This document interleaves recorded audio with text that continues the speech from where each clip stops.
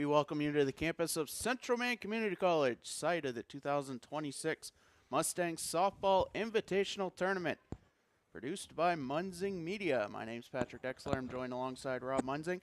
And before we get things underway, we'll have the senior ceremony for three soon-to-be graduating Mustangs, as we're going to hear from Caleb Lamb in just a second.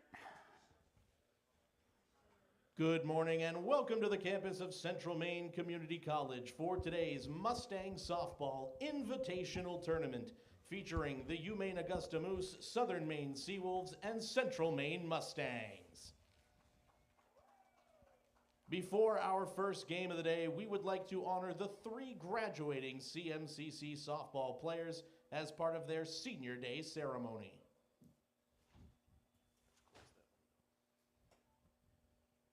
First up, number 6, Stella Lobenstein. A sophomore from Austin, Texas, Stella joined the softball team in the spring semester following her USCAA National Championship winning season with women's basketball. The speedy utility player has been used primarily as an outfielder and pinch runner, scoring the team's first run of the spring season. Stella is joined on the field by her fellow basketball transplant and teammate Kennedy.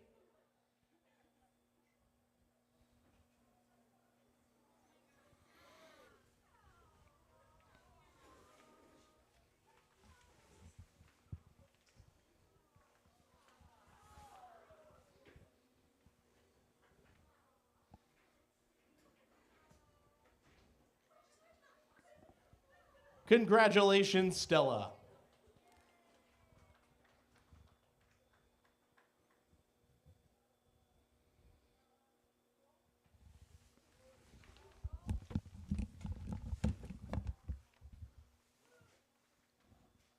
Next up, number 7, Madison Anderson.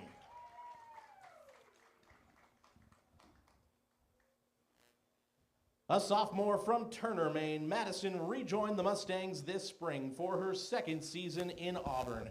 The catcher and utility player has appeared in 30 career games at CMCC, boasting a .273 batting average with 15 RBIs and 9 extra base hits.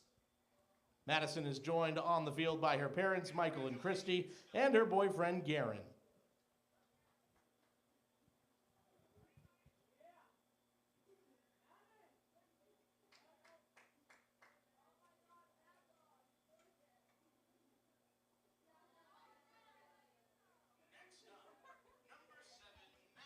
Congratulations, Madison.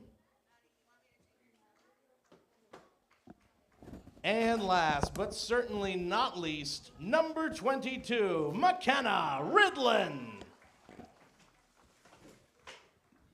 A senior from Hartford, Maine, McKenna has appeared in 96 games for the Mustangs over her 4 seasons, showing her versatility as a corner infielder, catcher, outfielder, and even occasional pitcher. She has 21 career RBIs, 12 extra base hits, and 2 home runs, and was a member of the 2023 team that reached the USCAA Small College World Series. McKenna is joined on the field by her parents, Tony and Lee, her brother, Braden, and her boyfriend, Mark.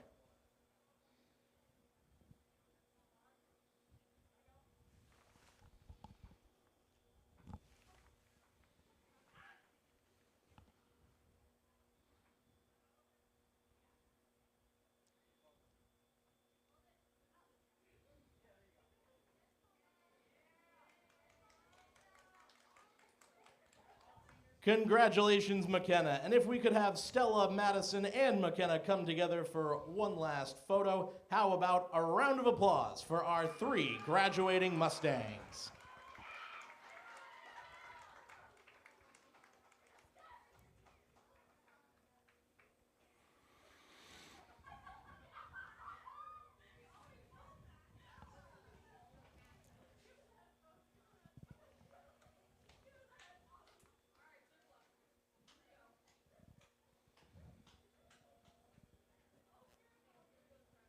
And now it is time to get our first game underway, beginning with our starting lineups. We'll begin with the visitors in Game 1, the number 2 seeded Southern Maine Seawolves. Leading off and playing third base, a sophomore from Lacombe, Alberta, number 1, Ella Voth. Batting second and playing shortstop, a freshman from Yarmouth, Maine, number 19, Drea Rideout. Batting third, the designated player in the lineup, a sophomore from Red Deer, Alberta, number 8, Sloan Scottvold.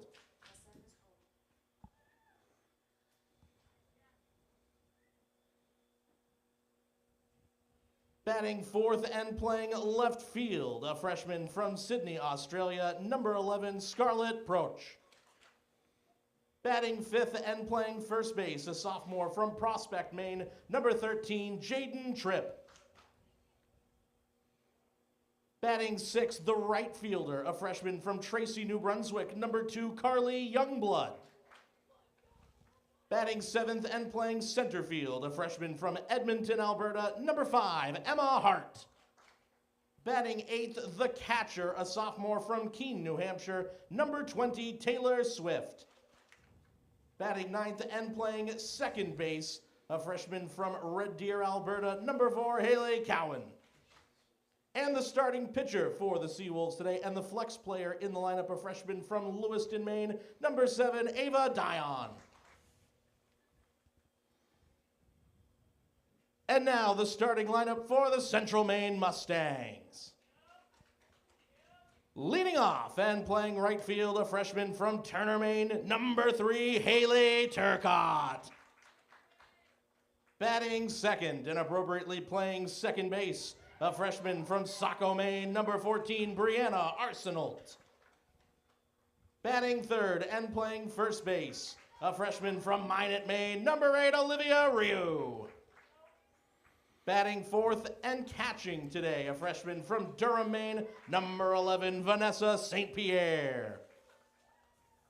Batting fifth and playing center field, a freshman from Bowdoin, Maine, number 12, Kennedy Lampert.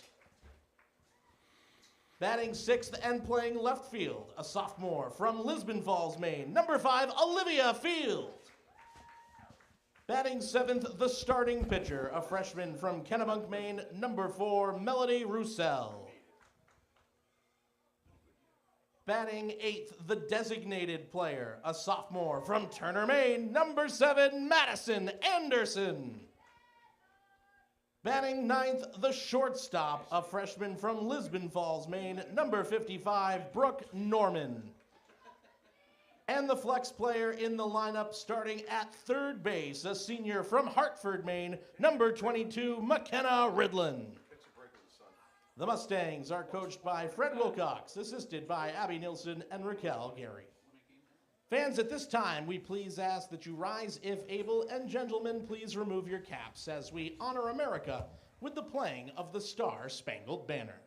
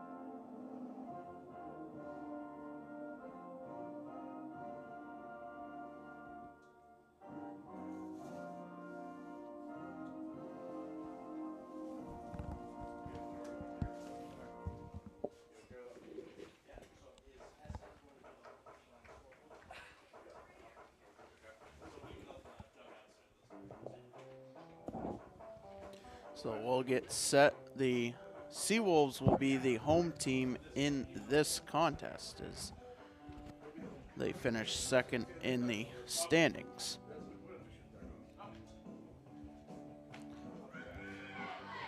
We're glad you could tune in as we're out on our normal channels this morning. Yeah, it was great to do the baseball for the YSCC Sports Network. This actually has no YSCC type of affiliation. This is an invitational tournament, wrap up the season.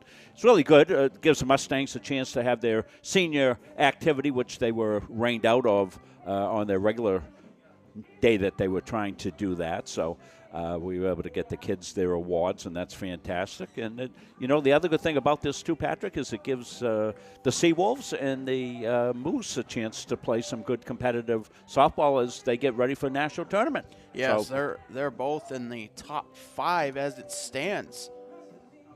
At the in terms of the national poll released April 29th, last Wednesday, the Seawolves number 2, the Moose number 4. So potentially the second game of our day could be a top 5 national match. Yeah, exactly. Yeah. And, of course, as all you Seawolves fans know, defending national champions. They're looking to defend. We're under changeable skies, but so far the rain has held off here in Auburn. I came down from the Augusta-Gardner area this morning. Steady rain. I went, oh, boy. But there's a sharp demarcation line right through, and so far Auburn's staying on the dry side of things, and let's hope that holds for the day. I think it's pretty much, it looks like it's on the county line between Androscoggin and Kennebec. Yeah, and that's exactly as was predicted last night. So I would say we've kind of caught a break. You can see some cloudy skies heading out towards center field. Fully enclosed field here. This will be ball and strike camera here. We've got a couple of cameras now. We've got Evan Bilodeau's working downstairs for us, one of our student interns. And we're up here in the press box as well.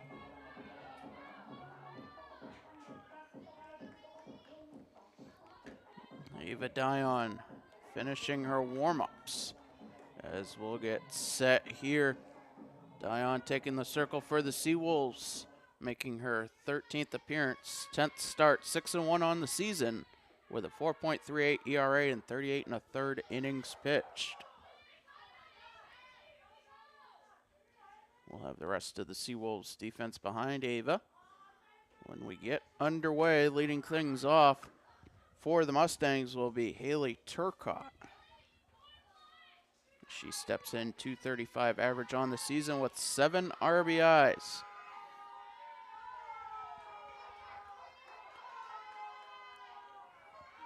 First pitch will be 11:01. And that's in their first strike. We are underway.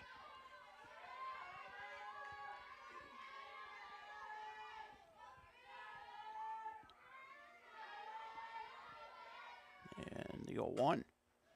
Fouled off. 0-2 the count.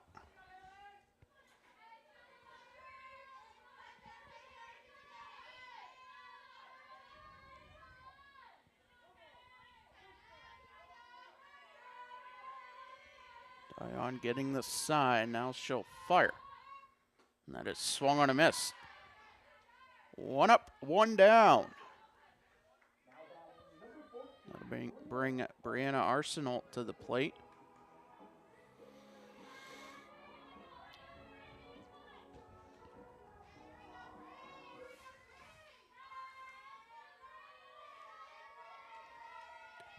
And the pitch.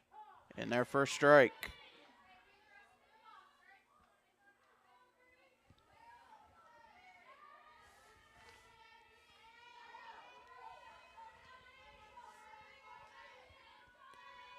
The 0-1 offer. Grounded to third. Both has it over to first in time. 2 up, 2 down. The defense behind Ava Dion in the outfield left to right. Ariana Cross, Emma Hart, Carly Youngblood, third to first in the infield. Ella Voth, who just made the play. Drea Rideout, Haley Cowan. and Jaden Tripp and Taylor Swift doing the catching. The pitch to Olivia Ryu is fouled back, 0-1. Ryu a .258 average, team leading 3 homers, 18 RBIs on the season. Dion's been a strike machine, Patrick. The 0-1. Slow grounder to short. Rideout has it over to first. In time, it's a 1-2-3 inning for the Seawolves. They will come to bat in the bottom of the first when we come back. At Central Maine Community College, your future is our priority. I'm going to be a preschool teacher. An HVAC technician. Pediatric nurse. Whether your college journey is starting here, I'm going to be an architect. Physical therapist. I'm gonna be a lawyer. or we're a stop along the way. I'm gonna be a doctor. A machinist. Honestly, not 100% sure yet. With over 40 programs, I'm gonna be a graphic designer. An athletic trainer. there is something for everyone. CMCC. Your future starts here.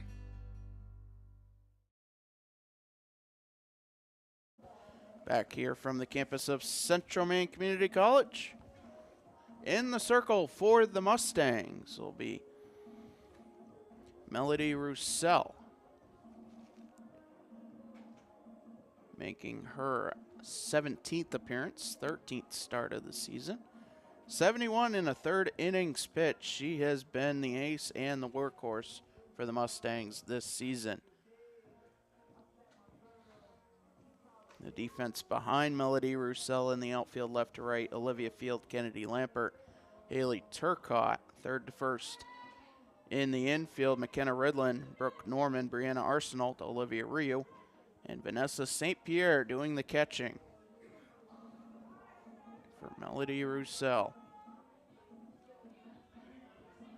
And they will face a very potent Seawolves lineup. That starts with Ella Voth, 376 on the season with 26 RBIs. Tied for the team lead with 19 extra base hits. And the pitch, upstairs 1-0. First call ball of the game. It's true. Ava Dion, 7 pitches, all for strikes back in the top of the first. The 1-0 sails up, 2-0.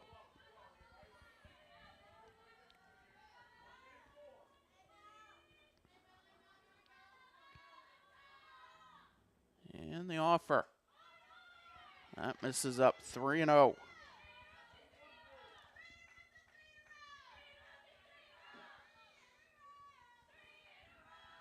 And the offer.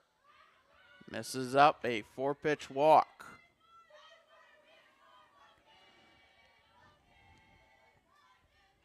That will bring Drea Rideout to the plate. A .420 average, 4 homers, 25 RBIs.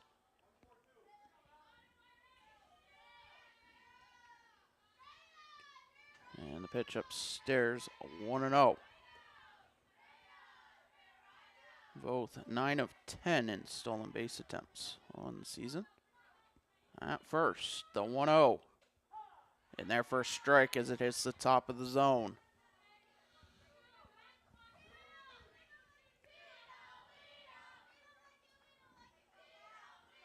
And the 1-1. Bounces in, gets away from St. Pierre, and both off to second. Seawolves now with a runner in scoring position.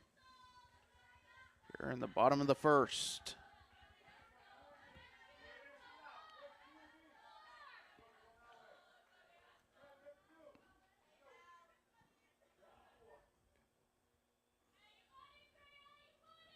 Now the 2-1.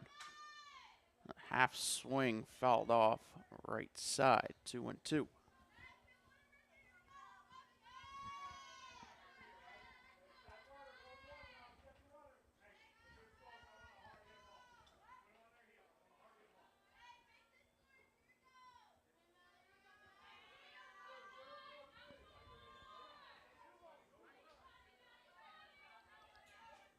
And now the 2-2. Driven to left, and Field makes the catch. one away. The throw comes back in, gets away into right field. And both heading around third. She will score. So it'll be a fly out. And then an error on a throw, allowing both to score. Now batting number 8, Sloan Scottvold. Now Sloan Scottvold will step in. Base is empty, 1 out, 1 run in. Scottvold 339 on the season as she swings and misses at the first pitch. 3 homers, 35 RBIs. The 0-1. Grounded to third. Ridlin has it over to first. 2 away. That will bring up Ariana Cross. Now batting number 10, Ariana Cross. A 442 average with 3 homers, 36 RBIs. And the pitch. Bounces in 1-0.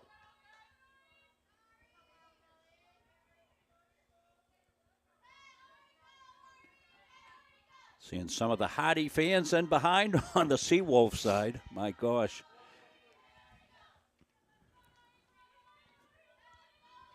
Almost reminds you of a late fall day. Oh, Pitch upstairs 2-0. Early November when games can still be played outside before the snow flies. it just has not warmed up. Now the 2-0.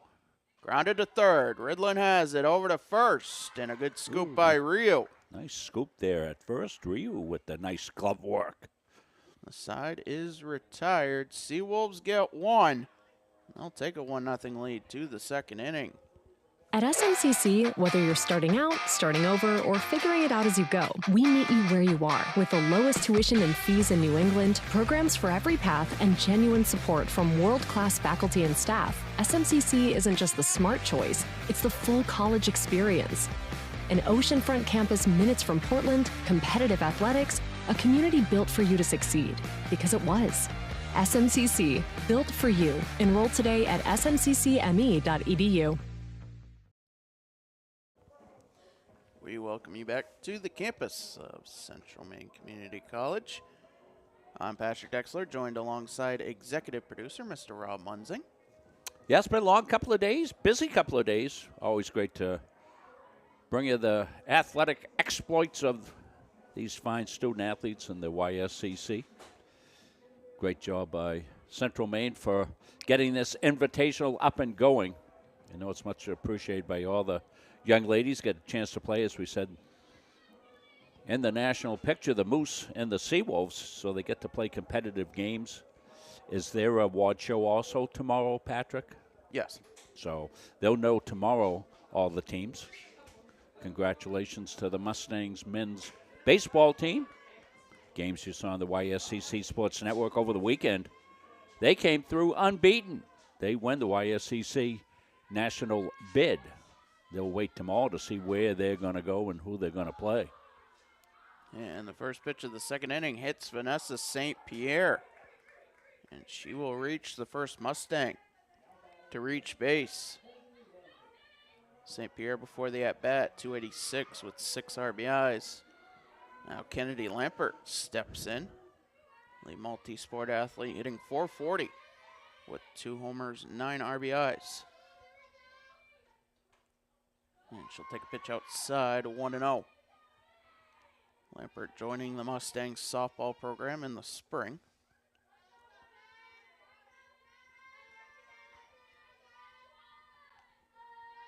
The 1-0. Bounces in, gets away from Swift. St. Pierre off to second. 2-0 the count.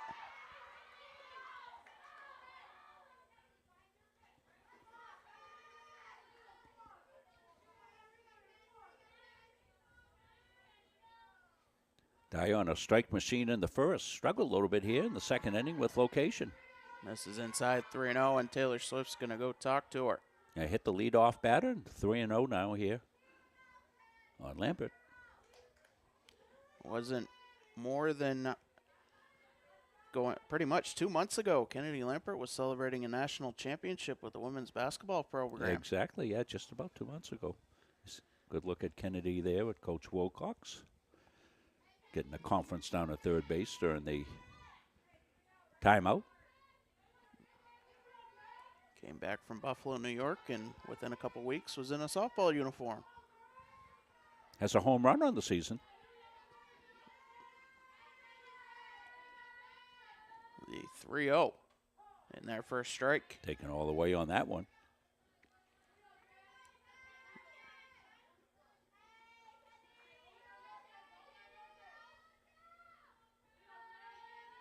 Now the 3-1. Grounded to second. A throw across in time. One away. St. Pierre to third on the ground out. And the Mustangs have the tying run 60 feet away for Olivia Field.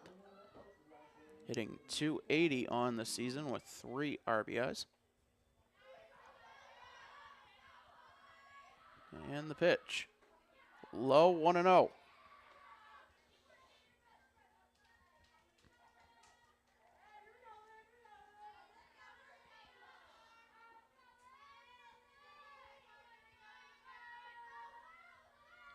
Now the offer. Driven to center. But that's going to drop in and bounce to the fence. St. Pierre into score. And Field into second with an RBI double. And we are tied. Well, going to see it off the bat here. This is driven to the deep part of the field. Got a fastball. And Field turns on it. Hits it in the gap right over the center fielder's head. One hop to the fence, and she's going to cruise into second with an RBI double.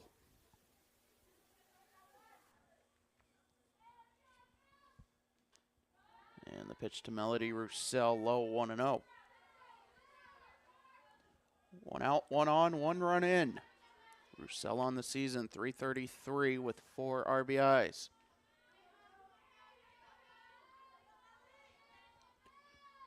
And the offer. Upstairs, 2-0.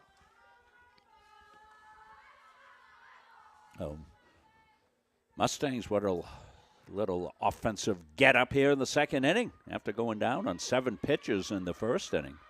They've tied it up. 2-0, swung on and missed.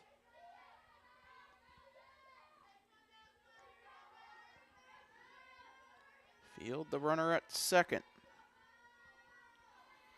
Represents the go-ahead run, the 2-1. Grounded up the middle. Rounding third and scoring is Olivia Field. It's a base hit and an RBI for Melody Roussel, and the Mustangs go up 2-1. Just not trying to do too much, just a base hit up the middle. Stayed right on it, drove it through the center of the diamond. And Field able to score easily from second base, doesn't even draw a throw, and Mustangs. Gallop mode here in the second inning. That'll get a mound visit. Assistant coach Dwayne Romano out to talk with Ava Dion.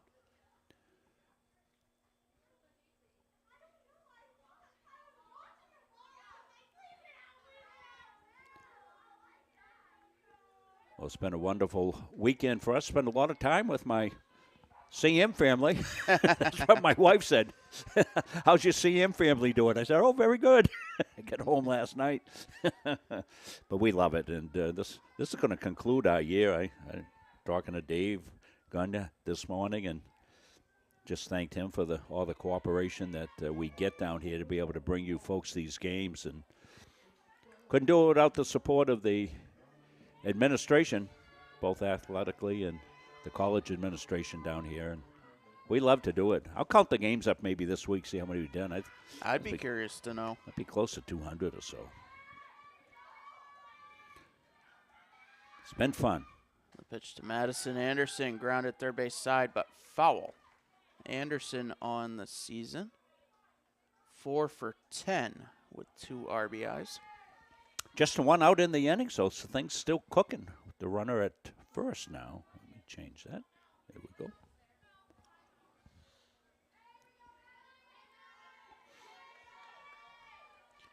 The 0-1. And their first strike, 0-2. Roussel with a big extension off first base. Probably saw her pop out.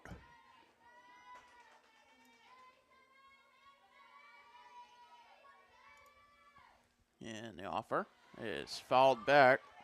Count will stay 0-2. People ducking at home. Coming right at him. I can say this, Rob. I have completed 202 events in the past 241 days, Oh, wow. dating back to September. Who says you have no life, Patrick? The 0-2 outside. 1-2 the count. Well, when you work in sports. Yeah, that's it. You're at the beck and call. Yeah. And Patrick never says no. Is that a good thing? Yeah, it is when I call you. The 1-2. Line to left for a base hit. Uh-oh. A quick throw to second. Roussel was in safely as the ball gets away. But no advance. Mustangs now with 2 on. Back-to-back base hits. Brooke Norman will step in. 245 on the season with 4 runs batted in. Mustangs swinging the bat as well as I've seen him, Patrick. Putting the ball in play, good things happen. They're up in this game early. And the pitch to Norman misses 1-0. And they have continued always to improve during the course of the season. It's just been hard to string games together a little bit with weather delays and pushing things to cancellation on some of the games. 1-0 line to right, but foul. 1-1.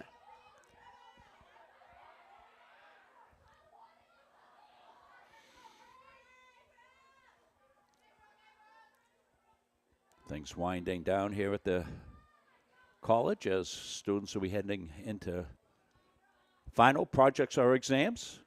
Starting on Tuesday. That's always a good thing for a student. Commencement in a week from Thursday, which coincides with the Small College World Series. The 1-1 in their first strike, so some student athletes will be missing commencement as they will be down in Pennsylvania. Well, that happens. That's if you're a player, it's an okay thing because you're playing the sport that you love. The 1-2 outside. That'll even the count. Back-to-back national experience for the baseball team from CM. Of course, we told you here the Seawolves defending national champions in softball. So the YSCC well represented at the collegiate baseball and softball levels. 2-2 swung and a missed. Pitch up in the zone. 2 away. That'll turn the lineup over to Haley Turcott, who was 0 for 1. Yeah, it's pretty good news when you turn the lineup over second inning. That leadoff batter gets 2 at-bats in the first and second inning. That's a good deal. That usually means you're doing well. That pitch popped up. That'll go out of play, 0-1. Roussel, the runner at second in scoring position. Anderson at first. Fans all bundled up like that. I've got about 17 jackets in my car when I go to my granddaughter's softball game, never knowing what I'm going to wear. I've got winter attire and blankets. The 0-1 is low. Roussel slips. The throw to second, not in time as she gets back. That was dicey for a second. Early morning rain. The turf may still be a little slippery. Yeah, kids will have to be careful as they slide that they don't slide past the bag. The 1-1 fouled off.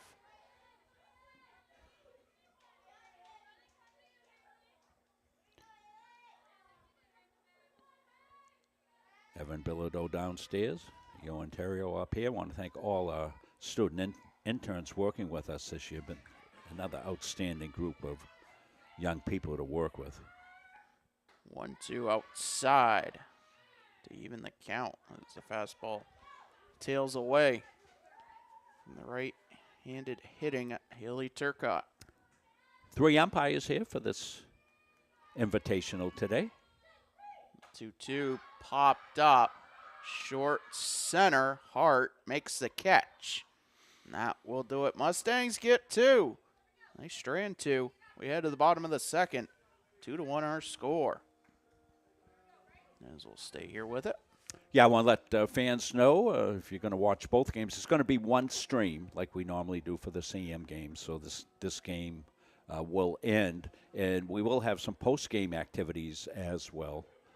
It will be down on the field. Then we'll have Caleb will get down, get some interviews. Caleb, we asked him to do about 12 things, and he's very good at it. So we'll get Caleb down, talk to some of the kids, and then we'll take a break, come back for game 2. The winner will continue to play on. They'll take on the Moose of UMA. As you see, Melody Roussel. Now got the lead, Patrick. Good job by the Mustangs there in the top half of the second inning. Pick up 2. Due up for the Seawolves.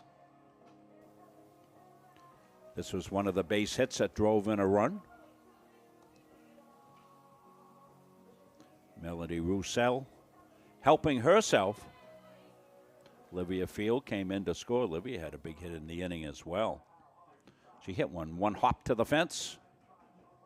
Jaden Tripp, Carly Youngblood, and Emma Hart due up 5, 6, 7 in the Seawolves lineup. Now by number 13, Jaden Tripp. So Tripp will step in. 368 on the season, 2 homers, 20 RBIs. Yeah, good season for her.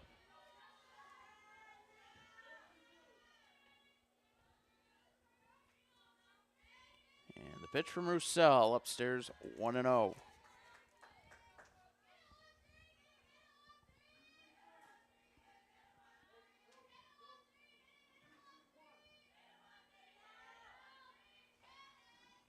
And the offer bounces in, 2-0.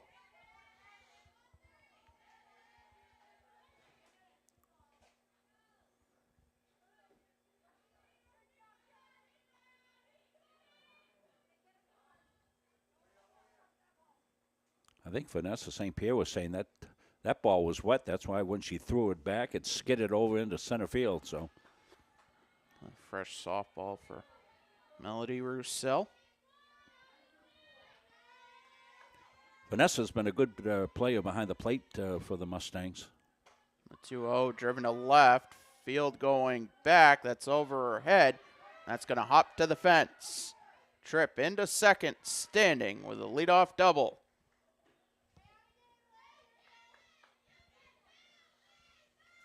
That'll bring up Carly Youngblood. Yeah, this is a well-struck ball. Ball's not carrying great today, but this one really jumps off the bat. Going to be a double for Jaden Tripp. She finds herself in scoring position. Youngblood, 292 on the season, 2 homers, 31 RBIs. The pitch. It's the outside corner, 0-1. If you're just joining us wondering why SM is the home team, it's because they had the better in-season record. The 0-1 misses to even the count.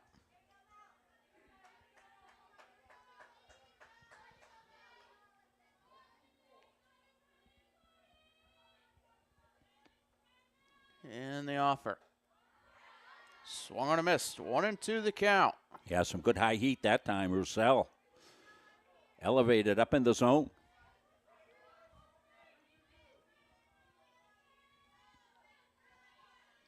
Now the 1-2. Outside to even the count. Don't mind that pitch. Little teaser pitch.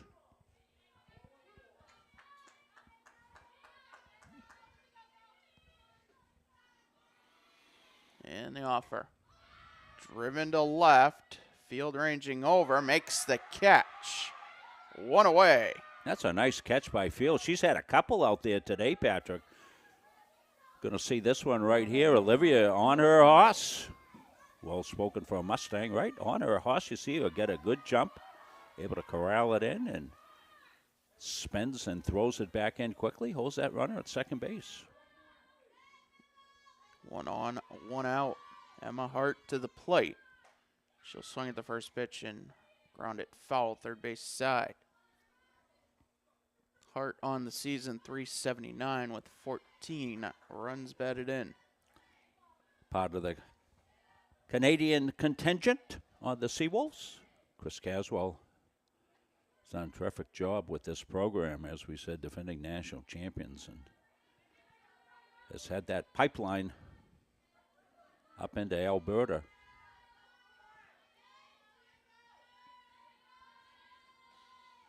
The 0-1. The off speed inside to even the count. Took a little off that one. Of a floater pitch.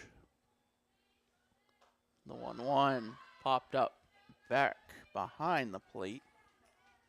1-2.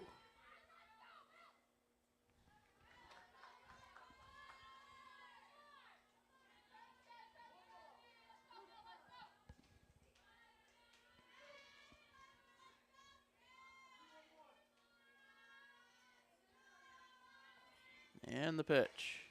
Line through the left side. The throw comes in.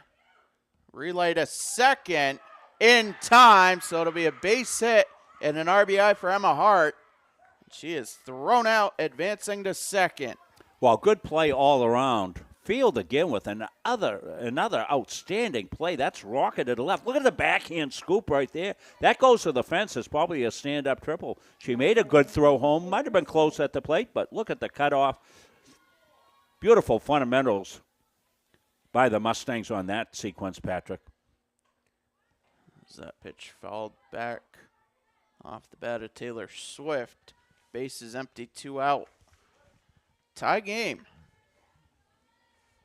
Taylor Swift on the season, 329 with 26 RBIs. And that pitch popped up right side, short right field. Anderson will make the catch, and that will do it. Seawolves get 1. And after 2 innings, nothing's been decided yet. When we come back, 3rd inning action. Our goal in public service is to improve the quality of life in communities. This is the Public Service and Social Sciences Department. We originally started with criminal justice, and then we added more programming. I'm in the forensic science program. I want to become a state fire investigator. State trooper. I want to be a game warden. Forensic psychologist. Behavioral health professional.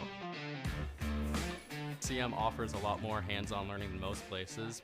The only way to give them that experience is to do that through immersive scenario training. You actually dust for fingerprints. Learning how to go through, take pictures, what to look for. We are the only college in the state of Maine that offers a 3rd-year advanced certificate in police operations. It is a great way of excelling your career and jump-starting you onto that path. The Public Service Simulation Center allows us to fully implement an immersive training environment. Can I see your other hand? You just don't want to get boxed in. We teach de-escalation and empathetic communication to better address community needs. The instructors are awesome. They really care about our education. We have people that teach who have been members or are actively members of these industries. This is a one-of-a-kind program. It's prepared me to have a step up in my professional career. Here at the school, they're really invested in our education. It's a nice environment. Brianna Arsenault will lead things off, and I should correct myself, making the final out. Back in the bottom of the 2nd was Haley Turcott in right field. Arsenault steps in 0 for 1. Takes a pitch out of the zone, 1-0. Top of the 3rd, tied at 2. Yeah, it's been a really good game. Pitch line through the left side for a base hit. Leadoff single for Arsenault. That'll bring up Olivia Ryu. Mustangs putting the ball in play today, Patrick. Good things happening for them.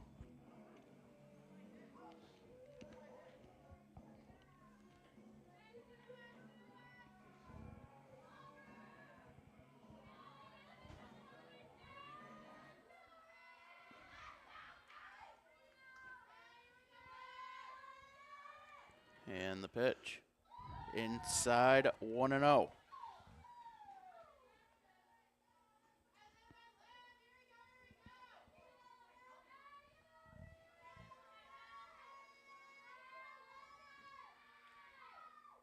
And the offer, that misses the zone, 2-0.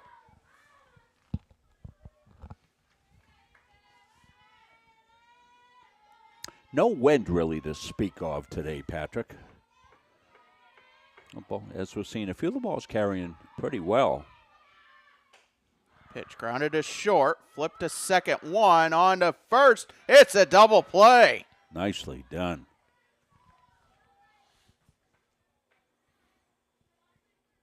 Nice turn here on the ground ball double play. Get what you wanted. Lead-off single, but wiped out with the pitcher's best friend. A double play ball. Going to see it right on the ground. Right to short. They turn it 6 to 4-3. Pitch to St. Pierre. Misses outside, 1-0.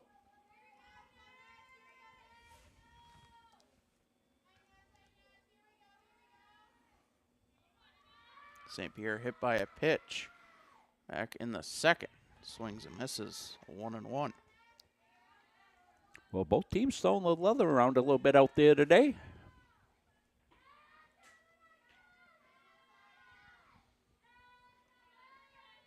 The 1-1. Swung on a missed. Dion now 1 strike away from getting out of the inning.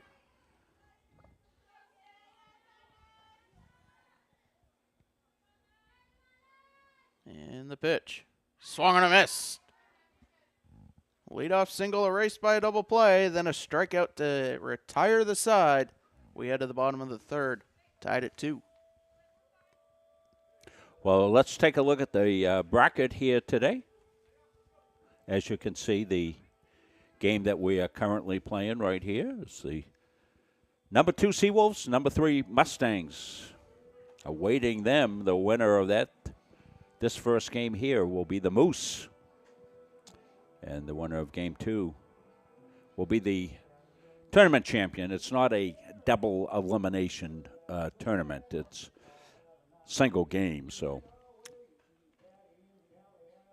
2 teams are guaranteed a game, and 1 team's not guaranteed, but we'll have 2 games, and it's brightening up here a little bit. So that's the bracket. I want to thank Caleb Lamb putting that together for us. Congratulations to the Mustang seniors who were recognized before the game, 3 young ladies. That bodes well for Coach Wilcox. Got a good core of kids coming back. Already seen some of the recruits that Coach has had. He had a recruiting day here where they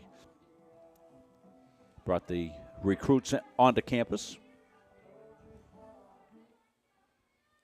Haley Cowan will lead things off. Number 4, Haley Cowan. 9-1-2 for the Seawolves here in the bottom of the third. Ella Voth, Drea right out. 2 up in the inning. And the pitch bunted back to Roussel. The throw to first with Arsenault covering the bag in time. 1 pitch, 1 out. That'll be scored 1-4. Now batting number 1, Ella Voth. Bring Ella Voth to the plate, who walked and scored a run back in the bottom of the first. Yeah, Melody Roussel, cat-like off the mound.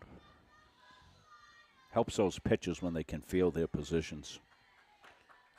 And the pitch low, 1-0.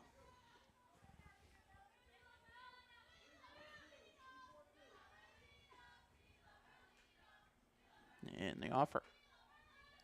Misses, 2-0. Welcome fans of both teams in.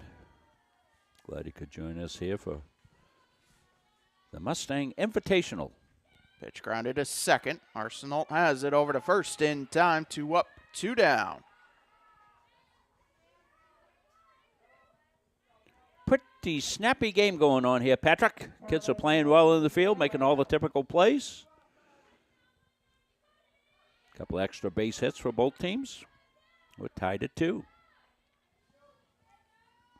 Dreyer right out, steps in 0 for 1.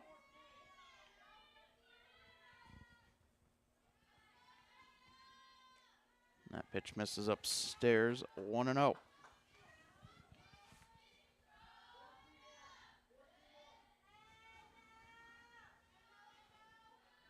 And the offer.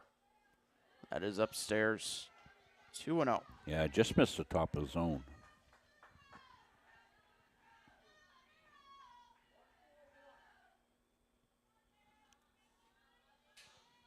And the offer. Grounded foul. 2-1. Good bounce back pitch right there by Roussel. Pitch away from getting the count evened up. Pitch to contact here. Let her defense do the job and get out of the inning. The 2-1. That off speed inside, 3-1. Yeah, it was caught as a strike, but it didn't come over the plate as a strike. Had that late bottom dropped out on it. The 3-1. Driven to right. And over the head of Turcotte, it'll bounce to the fence. Right out. Into third, Standing is going to take a turn and head home. The relay not in time. We'll wait for the official scoring.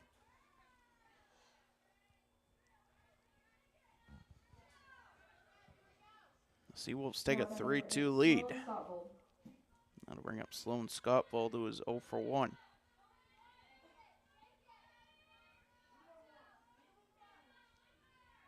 It has scored a triple,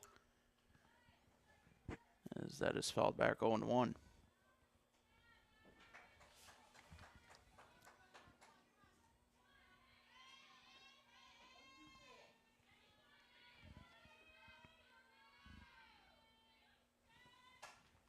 Pitch line to left for a base hit as the inning continues.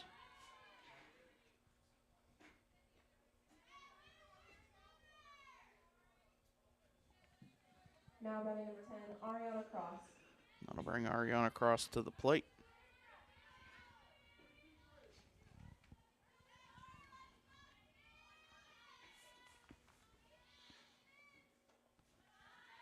That offer misses 1-0.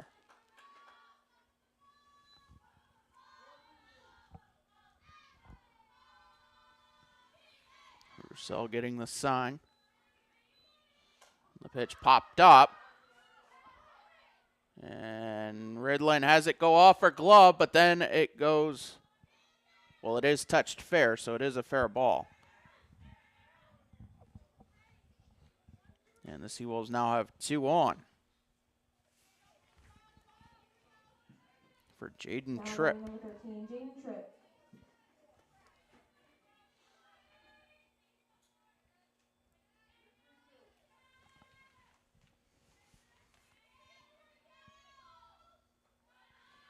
That pitch misses 1-0.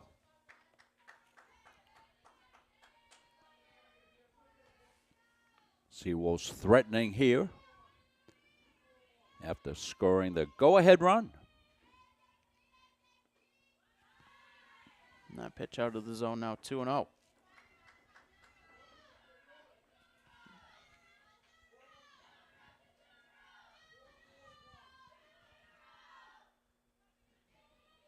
Now the offer. Hits the top of the zone, 2-1.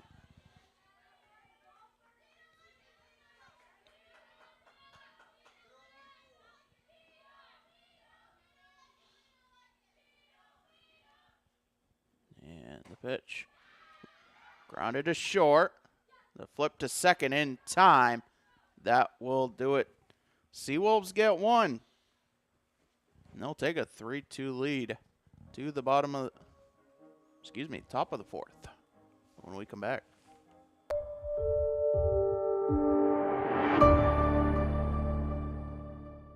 But if you really want to see UMA, you got to leave here. You got to go to the hospital across the river, go into the emergency room and see the nurses there, go into the labs and see the technicians, go to the business office and see the accountants who are working there, all UMA, or go into any dentist office in Bangor and talk to, if you can talk to the dental hygienist.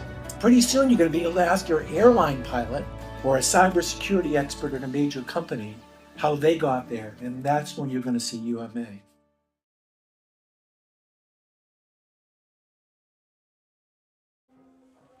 We welcome you back to the campus of Central Maine Community College, site of the 2026 Mustang Softball Invitational Tournament.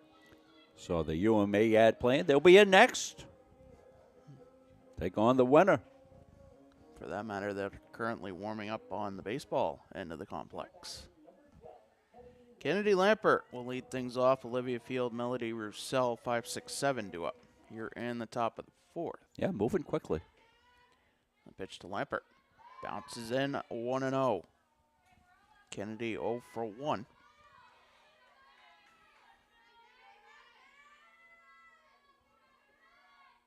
Played the first 3 innings, about 40 minutes. The offer misses 2-0.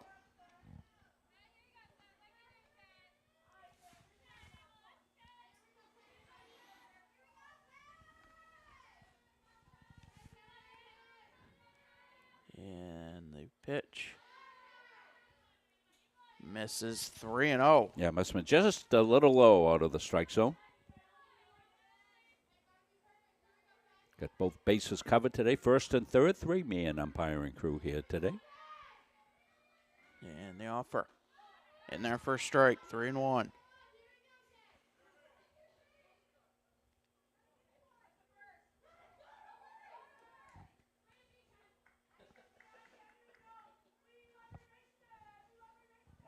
And Kennedy heading to first. What happened? I am not sure. Maybe they called an illegal pitch. Not sure.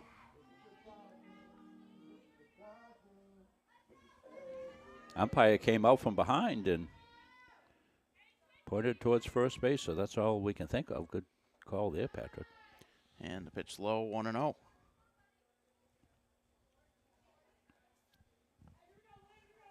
1 on, nobody out. Leadoff hitter on base. Olivia Field at 1 for 1 with an RBI. As she bunts that to third, the throw in time. Lampert to second on the sacrifice bunt. Nice bunt for the sacrifice. Right down the third baseline. Well played, too. That's a nice throw on the fly. Good offensive and good defense on that play. Runner moves to second base. Melody Roussel 1 for 1 with an RBI. Looks at strike 1. The tying run in scoring position at second.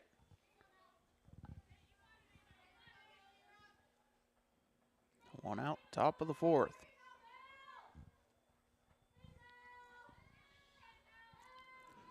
The 0-1 popped up right side. Tripp makes the catch, 2 away. And that will bring up Madison Anderson, who is 1 for 1 with a base hit.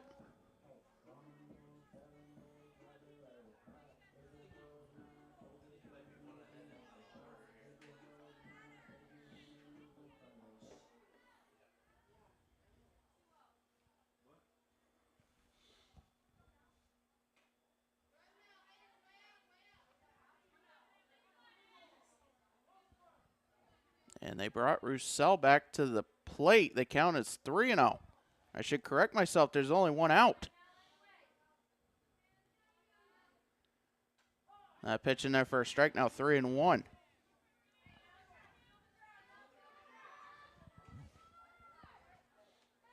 They brought her back to the plate. The only thing I can think of is an illegal pitch. And the offer. Driven to center and off the glove of Hart. Lampert rounds third. The relay not in time. And we are tied. Well, there it is off the bat, and almost a great catch in center field.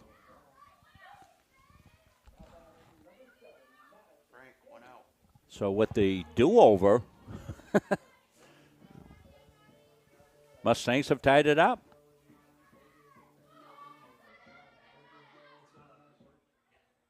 So still one out.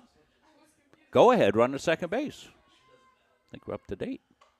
That pitch popped up left side. That will go out of play. 0-1.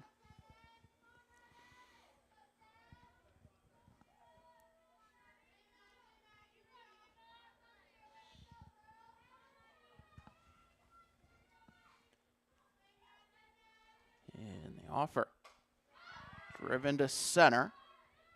Hart makes the catch. 2 away. Roussel now 2 for 2 on the day with 2 RBIs. Yeah, she's really helping her cause. Brooke Norman will step in. Struck out her last time up. 1 on, 2 out. Tied at 3. The go-ahead run in scoring position at second. And that misses 1-0.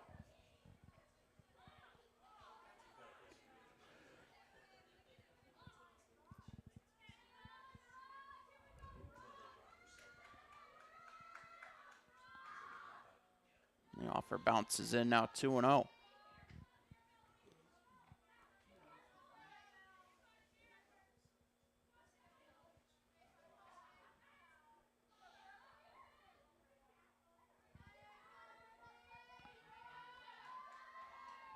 And the offer grounded back to Dion. She'll fire to first in time. That will do it. We head to the bottom of the 4th, as we'll stay with it. Tied at 3. In which, through the first now 3.5 innings, we've all been kept on our toes a little bit. Yeah, with some of the things happening. And well, it's been a well-played game. Both teams taking advantage of some opportunities. Kids getting some big hits. Melody Roussel has been good at the circle and good at the plate. 2 for 2 at the plate. She's making a bid to be Edge Nutrition Player of the Game.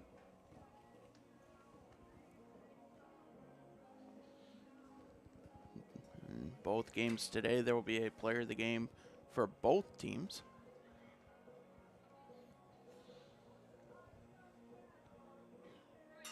Yeah, we'll go down to the field post-game for those awards. Carly Youngblood, Emma Hart, Taylor Swift, 6, 7, 8 due up for the Seawolves here in the bottom of the 4th. As they look to get back the run they surrendered in the top of the inning. Youngblood will step in 0 for 1. Now batting number 2, Carly Youngblood.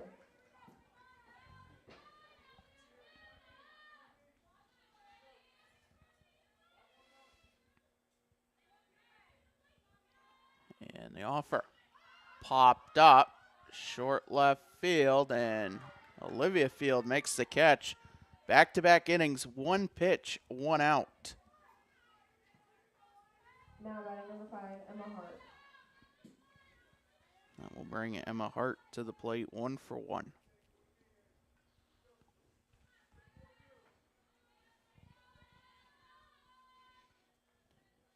The offer, that's grounded to short. Norman has it over to first. In time, 2 pitches, 2 outs.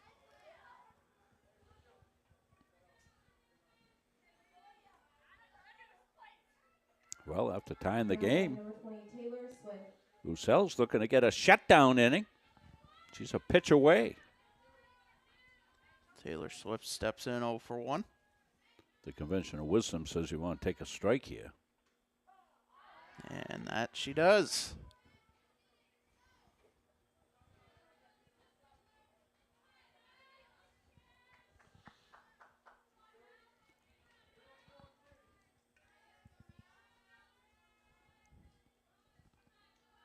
The 0-1.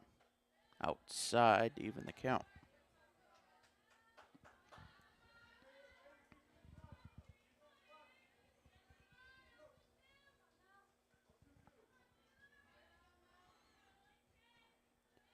The 1-1. Sails up, 2-1 the count.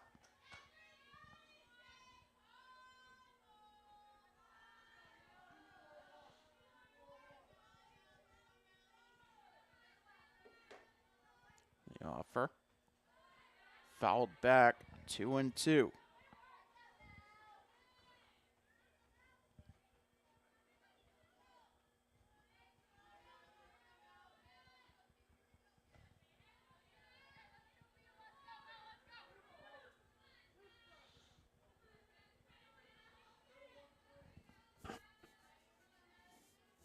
And the pitch.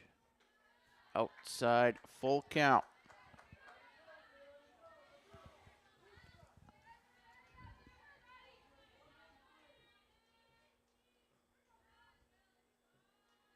And the payoff. Grounded to short and off the glove of Norman.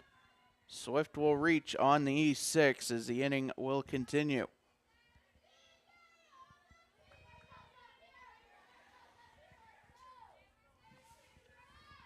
Now batting number 4, Haley Cowan. That'll bring up Haley Cowan, who is 0 for 1. 1 on, 2 out.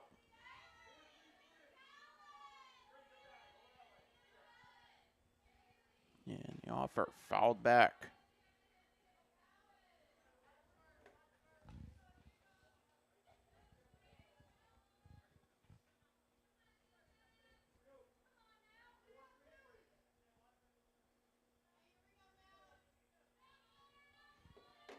The 0-1. Swung on a miss. Roussel up in the count, 0-2.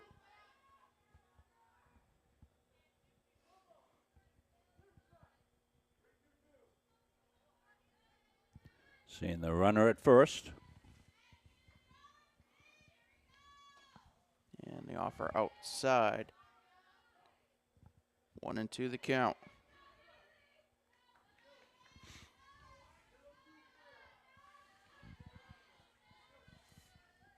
The pitch. Popped up. Roussel will make the catch. And that will do it. Yeah, that's a lot easier catch for the pitcher than it would have been for the catcher going out with the spin of the ball, and that's a good job.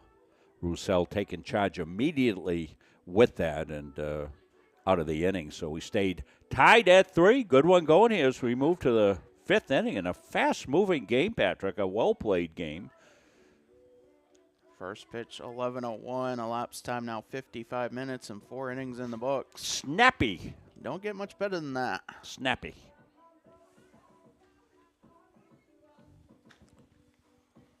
Due up for the Mustangs here in the top of the 5th. The top of the lineup, Haley Turcotte, Brianna Arsenault, Olivia Ryu.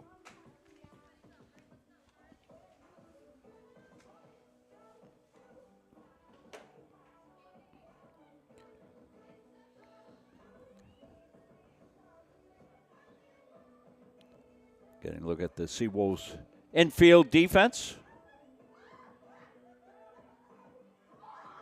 Outfielders gathered up.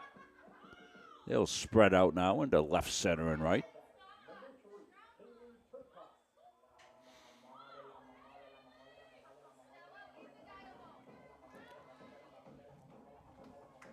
Turcotte steps in 0 for 2.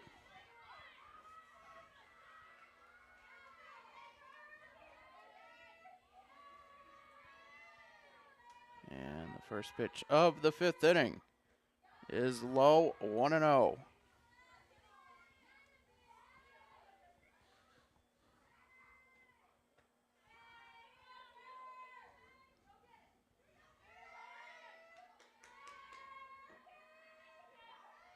And the offer. Grounded back to Dion. Offer glove. The throw not in time. An infield single.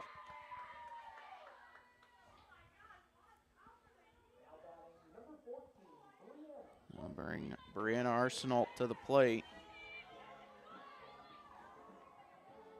1 for 2. Yeah, Haley hit that hard. Turcotte down at first base with the infield base hit. Setting the stage here for the Mustangs. And the pitch. Bunt attempt for a strike as it went past the bat of Arsenault. See the corner defense squeezed in, anticipating the bunt. The 0-1 popped up to second. Cowan makes the catch, 1 away. That will bring up Olivia Ryu, who is 0 for 2.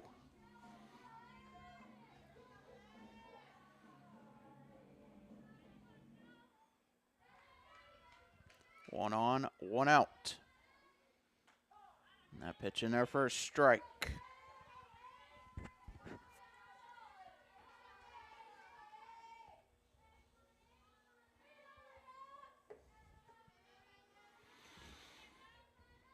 And the offer. Driven to center. Hart ranges over, makes the catch. 2 away. That will bring up Vanessa St. Pierre. 0 for 1 with a run scored.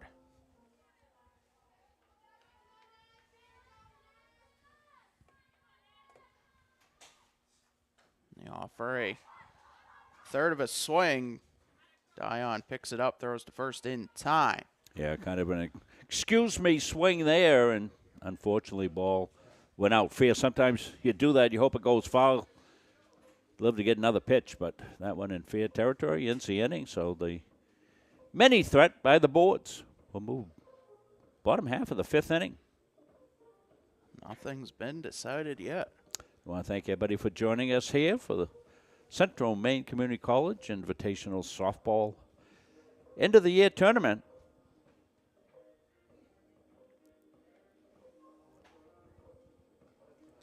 Due up for the Seawolves in the bottom of the 5th. They also have the top of the lineup, Ella Voth, Drea right out, Sloan Scottvold.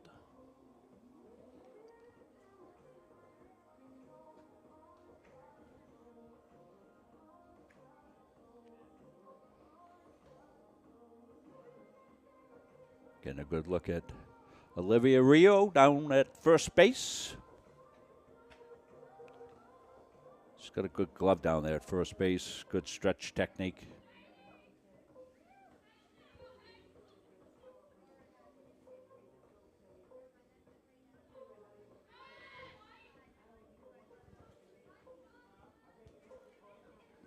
Seawolves will look to break the tie here in the bottom of the inning.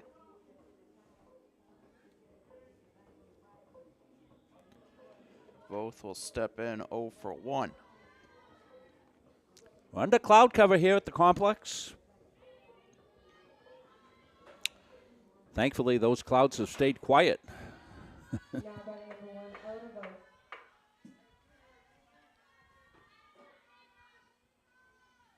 Of course, the beauty of the turf, Patrick, and we've said it a million times, is, you know, you can get 4 inches of rain the night before and then come out to play and it's set to go. Just drains so well.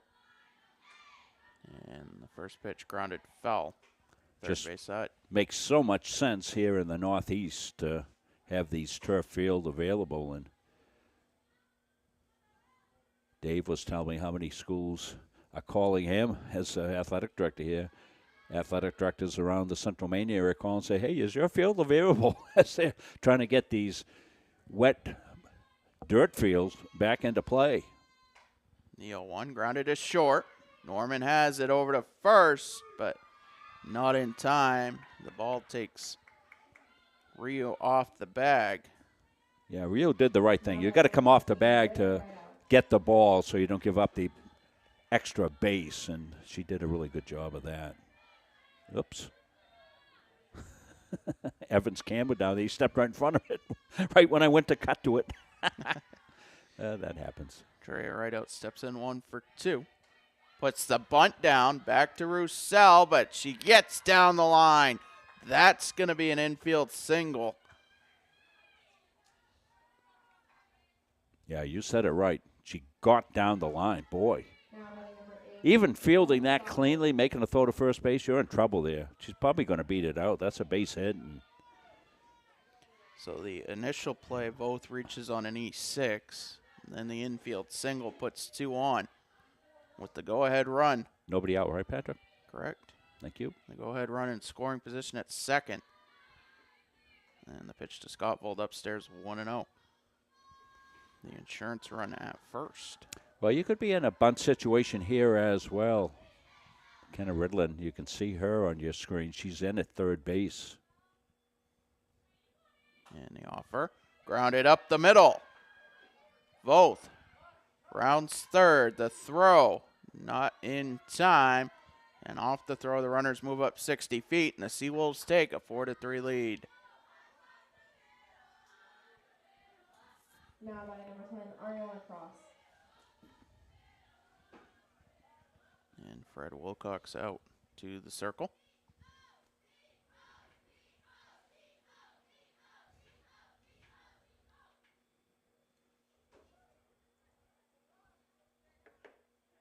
Still nobody out in the inning. 2 runners in scoring position.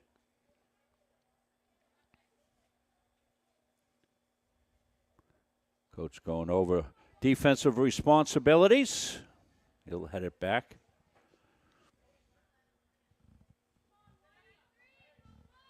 Cross will step in 0 for 2. A big chance here for the Seawolves. Getting late in the game. They've got 1 in to go ahead. 2 more in scoring position. Mustangs in as they need to be. Try to cut that runner down at the plate. And the pitch bounces in 1-0.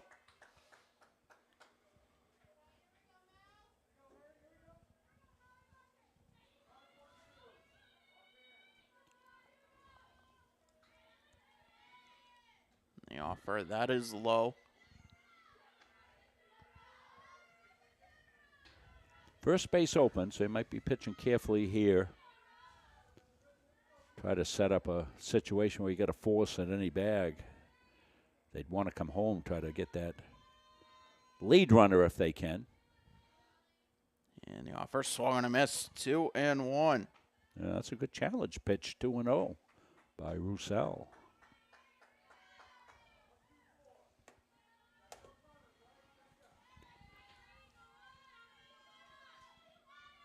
And the offer misses outside, and a rundown between third and home, but right out slides back in.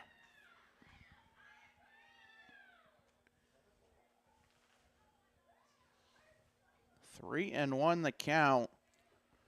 Boy, that would have been a big out to get. First base is open.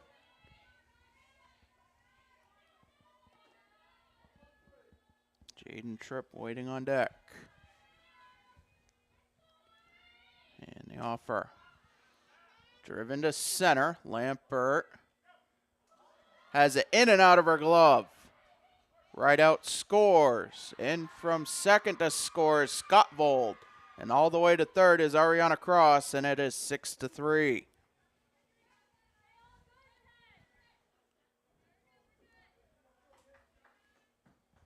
Now batting number 13, Jaden Tripp. Well, it looked like it was probably going to be a sacrifice fly at the least, but in and out of Lampert's glove.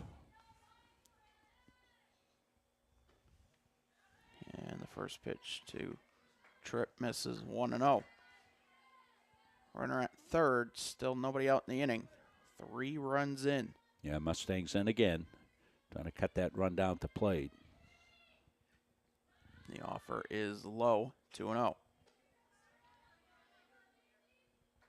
A little small ball, a couple of balls fell in, couple of Mustang errors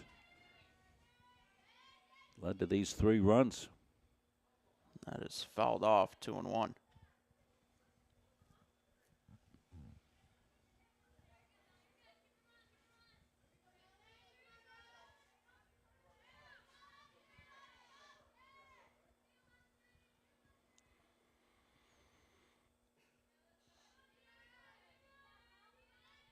The 2-1. And their first strike on the outside part of the plate. Yeah, good paint pitch right there. Yeah, I'd like to get a punch out here. The 2-2. Grounded foul. We'll do it again.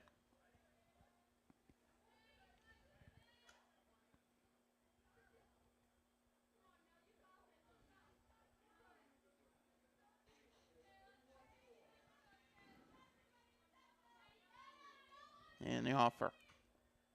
Misses 3-2. Had a notion. Tripp did a good job of holding up. And the payoff. Popped up, but that's going to go out of play. Not by much, but just over the fence. Yeah, not a lot of room in foul territory here at the softball end of the complex. Kind of squeezed in here. Pitcher friendly. Less foul territory, the more the pitchers like it. And the offer. Grounded to third. Ridlin over to first in time. Good play by Ridlin. Held the runner. Gun to first. McKenna, one of the seniors, on it. That'll bring up Carly Youngblood. She's had a good career here as a Mustang. Terrific kid. Youngblood 0 for 2. 1 on, 1 out. A run for the Seawolves 60 feet away. Yeah, we look at the same situation, trying to cut the play down at the plate. Driven to center. Lampert makes the catch. Tagging and scoring is Cross on the sacrifice fly, and it's 7-3. Cross able to walk in almost as that fly was deep enough to center field. Emma Hart 1 for 2. Bases empty, 2 outs. And the pitch. Grounded past the glove of Ridlin. And the inning will continue.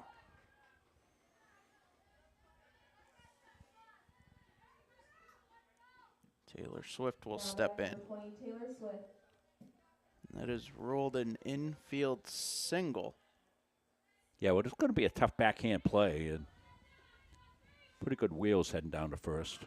That pitch driven to center. It stays up a little bit, but the basket catch by Kennedy Lampert. Yeah, we got to look at this one for Kennedy. This is a beauty.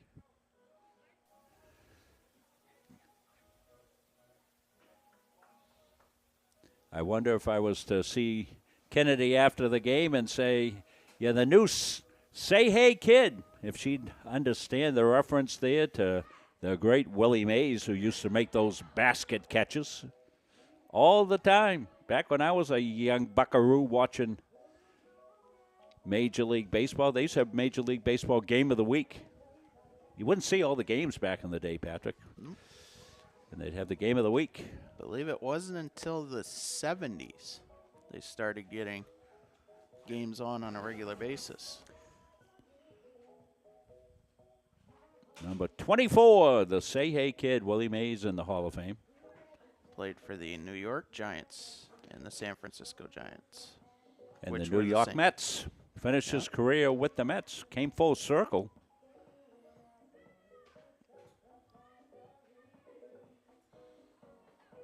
The Metropolitans, as they were called, played their first couple of seasons, I believe, at the Polo Grounds, as Shea Stadium was not built yet. So Seawolves with a big bottom of the 5th inning. We'll move to the 6th now, and we'll see if the Mustangs can answer here. And they've rallied up from behind before. Kennedy Lampert will step in to lead things off. Ava Dion all the way in the circle for the Seawolves. And that bounces in 1-0. Olivia Field Melody Roussel due up in the inning. Roussel's had a good game at the bat. See if they can get a couple on for her to come up. And that skips in 2-0.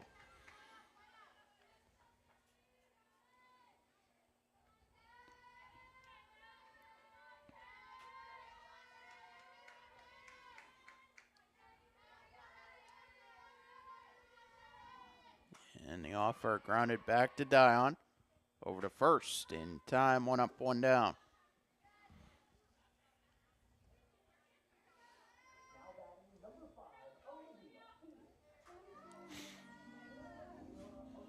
Olivia Field will step in.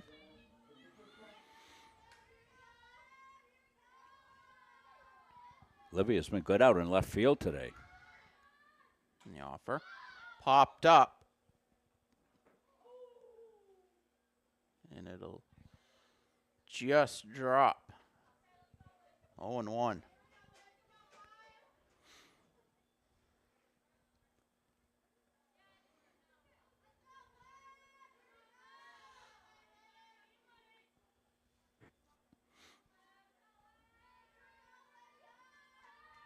Don't like seeing that guy with the big umbrella behind first, third base side.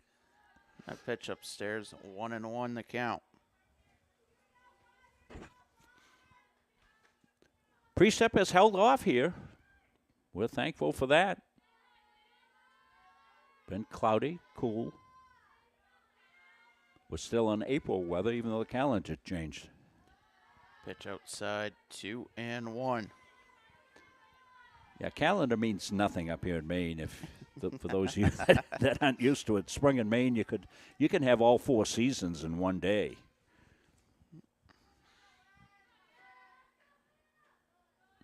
That pitch inside, 3-1.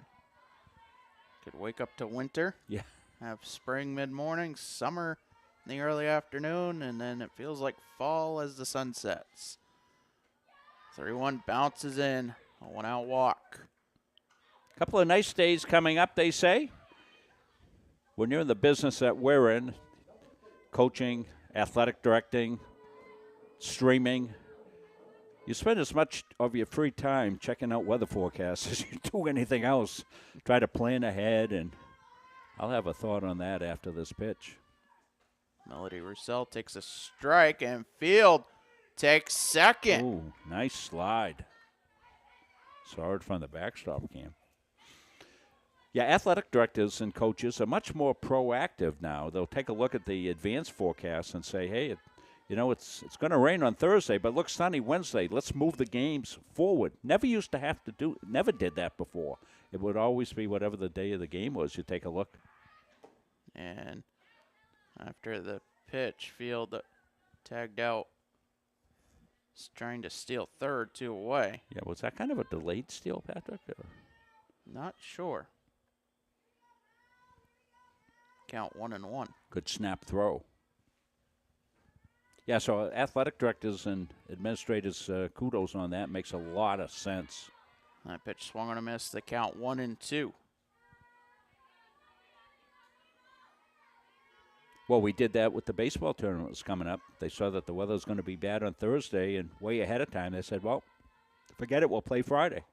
And that pitch swung on a miss. And that turned out to be absolutely the right call. It was torrential rain on Thursday. Friday was good. So we played 3 games on Friday. Mustang men's baseball came through that. And they will head to the national tournament. The announcement showed tomorrow, and 2 out of the 3 teams playing ball here in the CM Invitational softball for 2026. They will have national bids awarded them. Now, just because you have the bid, it doesn't make it official that you go. You're offered that. You have to accept that bid. And, some of the schools, Patrick, as you know, have different requirements and things of that nature to decide whether they take a bid. Some have rules in place that you have to be declared a champion. But here in softball, there is no champion, so not enough teams to really have a league. And hoping that'll swing back in to play. I was thinking that I don't want to speak for them, but what York County Community College has done with their baseball program, in 3 quick years, really becoming very competitive. I don't know. There's a lot of softball players playing high school softball and here in the state of Maine and around the southern Maine area, whether they might be a candidate for a softball team going forward. You look how quickly UMA built their softball team up in just, what, third year, Patrick? For UMA softball? No, they're second year. Second year, yeah, second year. Leading things off here in the bottom of the sixth, Haley Cowan.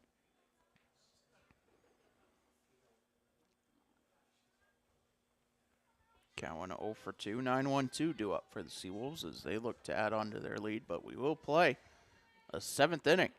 Yeah, Haley says, I'm too cold, take the sweatshirt off. Pitch grounded to short. Throw across in time. One pitch, one out.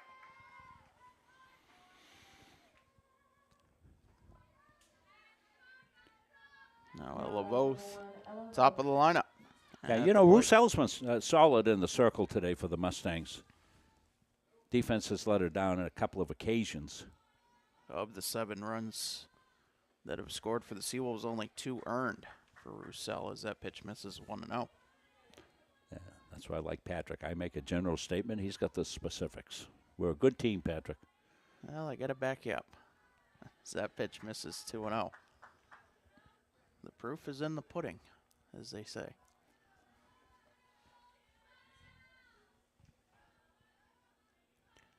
The 2-0. That misses 3-0.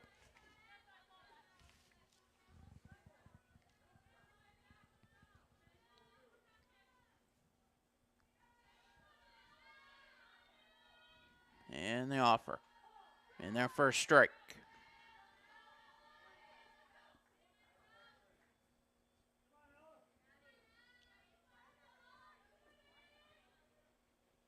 Now the 3-1.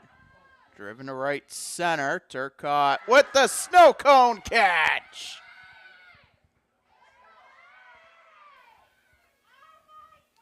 A beauty by Haley. Watch this. A great jump. And what a catch by Haley Turcotte. Wow. That's a play of the game.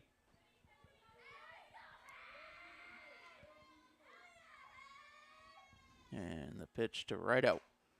Grounded third base side, foul. 0-1.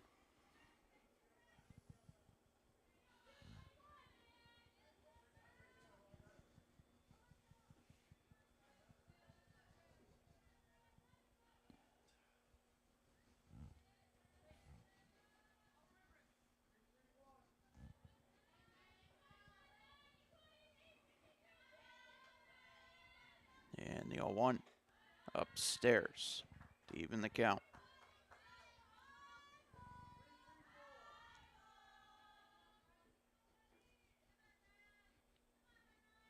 And the offer. Off speed misses 2-1.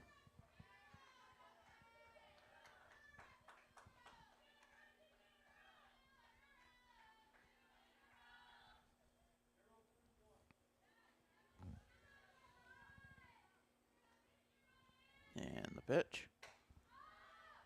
Popped up short left field, and Olivia Field makes the catch. That will do it. 6 innings in the books. Seawolves will look to pick up the win in the top of the 7th. They lead by 4. They're going to take another look at Turcotte's play.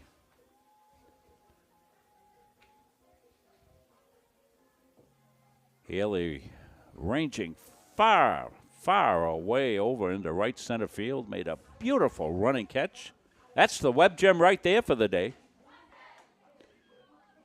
Haley played her high school ball, a very competitive Levitt High School program.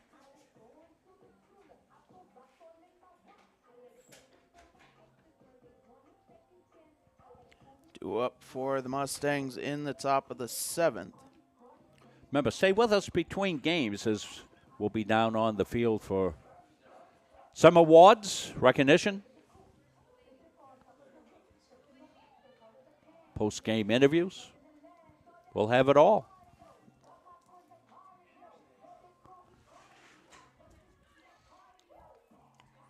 Seawolves looking to close this out. Mustangs with some work to do. They need 4 to tie. Madison Anderson will lead things off. Brooke Norman, Haley Turcotte, 8-9-1 due up. Here in the top of the 7th.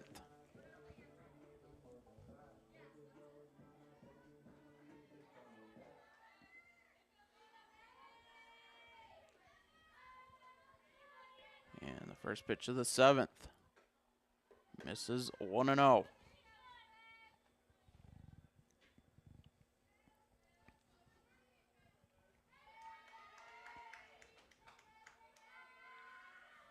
And the offer. Hits the top of the zone to even the count.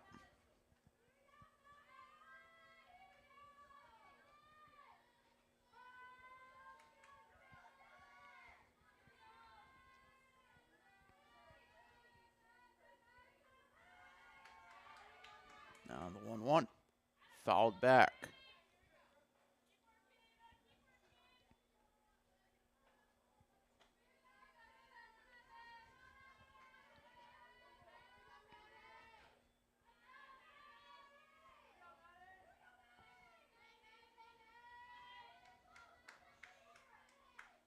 And the 1-2 swung on a miss. 1 up, 1 down. And Fred Wilcox will go to his bench. Delaney Forrest will pinch hit.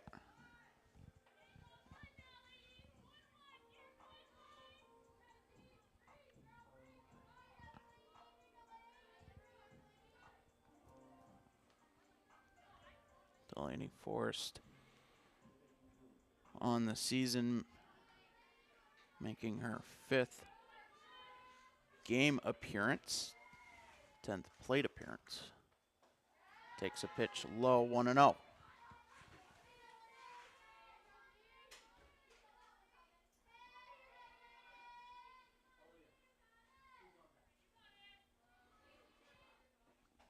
And that pitch swung and a miss to even the count.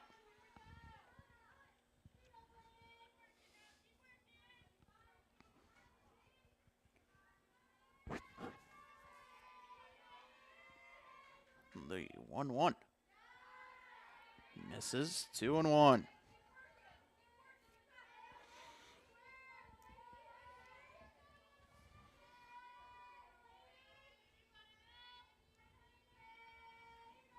the offer from Dion, outside, 3-1.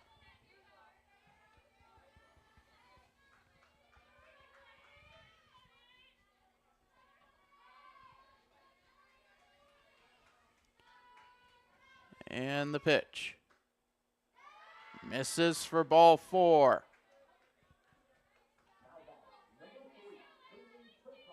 That'll bring Turcotte to the plate, and Fred Wilcox will go back to his bench. Stella Lobenstein will pinch run. Now pinch running for the Mustangs, number 6, Stella Lobenstein. So 1 on, 1 out. Top of the lineup, Haley Turcotte. You see Stella, another one of the seniors recognized. 2-sport athlete here at the college. Member of our women's national championship basketball team, vital member of that team. Worked herself back after a midseason injury. Pitch popped up right side, going foul. And out of play. Also the co-winner of the Spirit Award received her award. Nobody's got more spirit than Stella. Such a positive kid around campus. The 1 fouled back. And a true character. Because I'm partial to redheads, Patrick, being one in a former, being that in a former lifetime of mine. The 0-2. Grounded to third. Voth has it over to first in time. Oh, that's a terrific play by Voth. Boy, she's done a couple of these today. This is just really slick. Watch it. Watch the technique on this. Any young players watching. Gets around the ball, opens her hips up, makes a perfect throw. Big league play right there, kid. So 1 on, 2 out, and Fred Wilcox again will go to his bench. Isabella Lyons will pinch hit for Brianna Arsenault. 1 on, 2 out. Mustangs down to their last out. The pitch from Dion. low 1-0.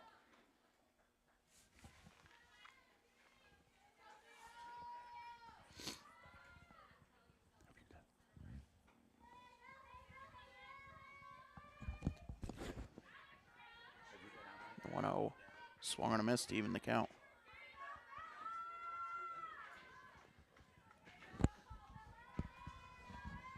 So we're coordinating post game. Now the 1-1 swung on a miss. 1-2. Catch me up, Patrick. 1 and 2, 2 outs. Okay. Runner in scoring position at second. Dion getting the sign. The pitch. Upstairs. 2-2.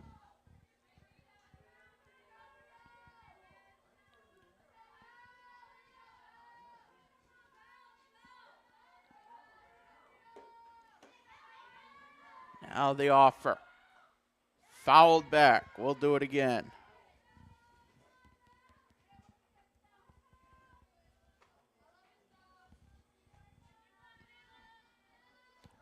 Two and two count. 2 outs.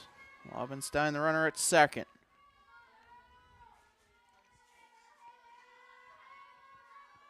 The pitch. Called strike 3. Ball game over. Seawolves win. They take the first game of the day here at the Turf Complex, the Softball Invitational Tournament. That will set up the matchup. 2 of the top 5 USCAA teams will battle it out. Number 2, CMCC Seawolves. We will have a presentation of post-game Player of the Game awards on the field in just a couple minutes.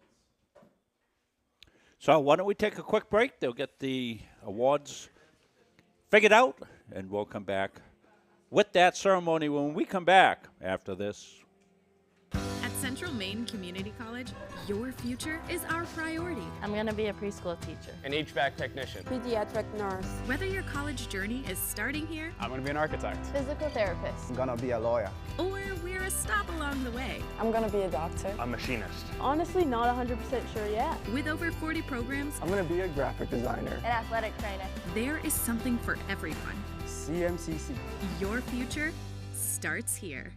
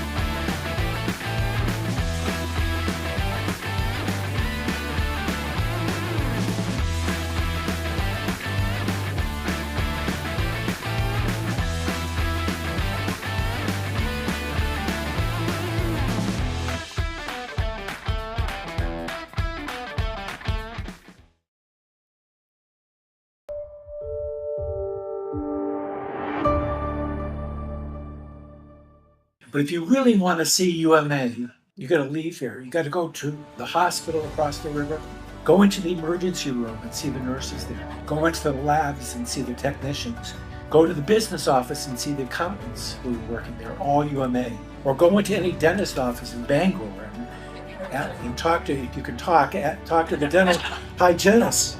Pretty soon you're going to be able to ask your airline pilot or a cybersecurity expert at a major company how they got there, and that's when you're going to see UMA. As we present our 2 Player of the Game awards, one from each team in our semifinal of the Mustang Softball Invitational Tournament. First up, from Central Maine Community College, number 4, Melody Roussel.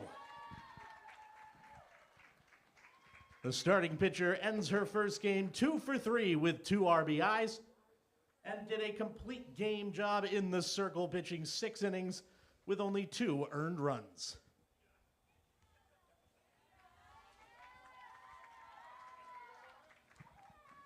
Congratulations, Melody. And our player of the game from SMCC, number 7, Ava Dion. The starting pitcher picks up the win with a strong performance in the circle with 6 strikeouts. Congratulations, Ava.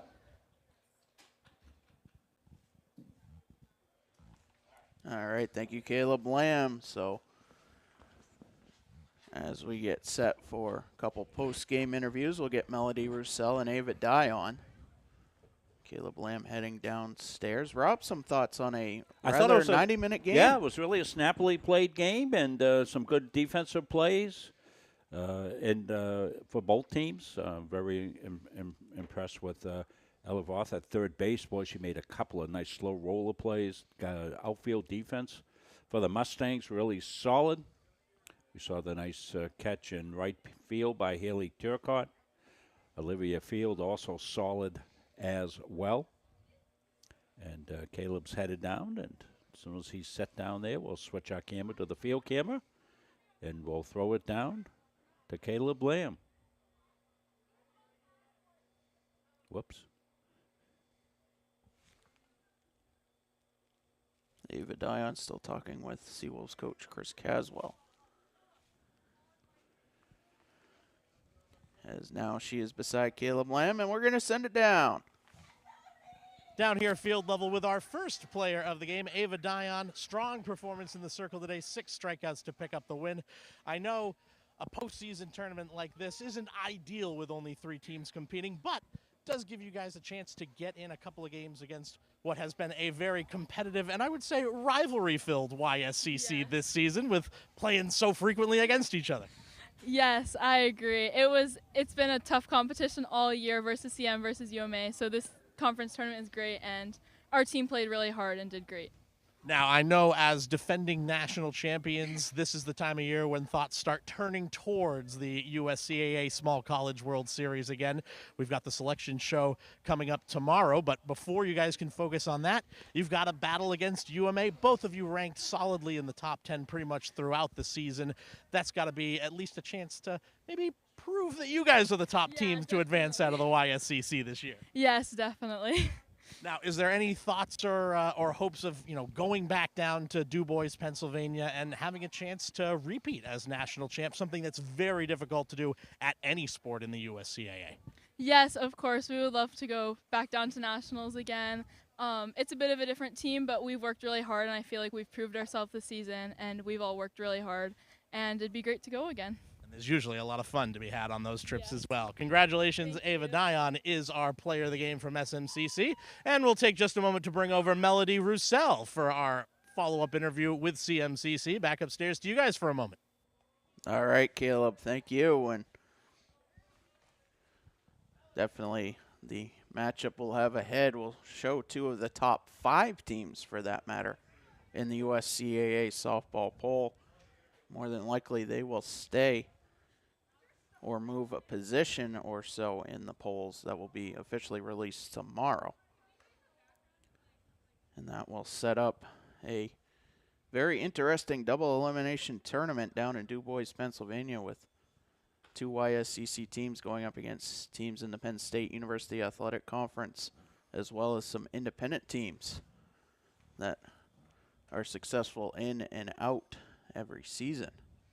As Caleb Lamb has Melody Roussel. And we're going to send it down to Caleb Lamb here in just a second. Caleb. Thank you very much, Patrick and Rob. We'll wrap things up from our game 1 with our second player of the game interview. That's Melody Roussel for CMCC.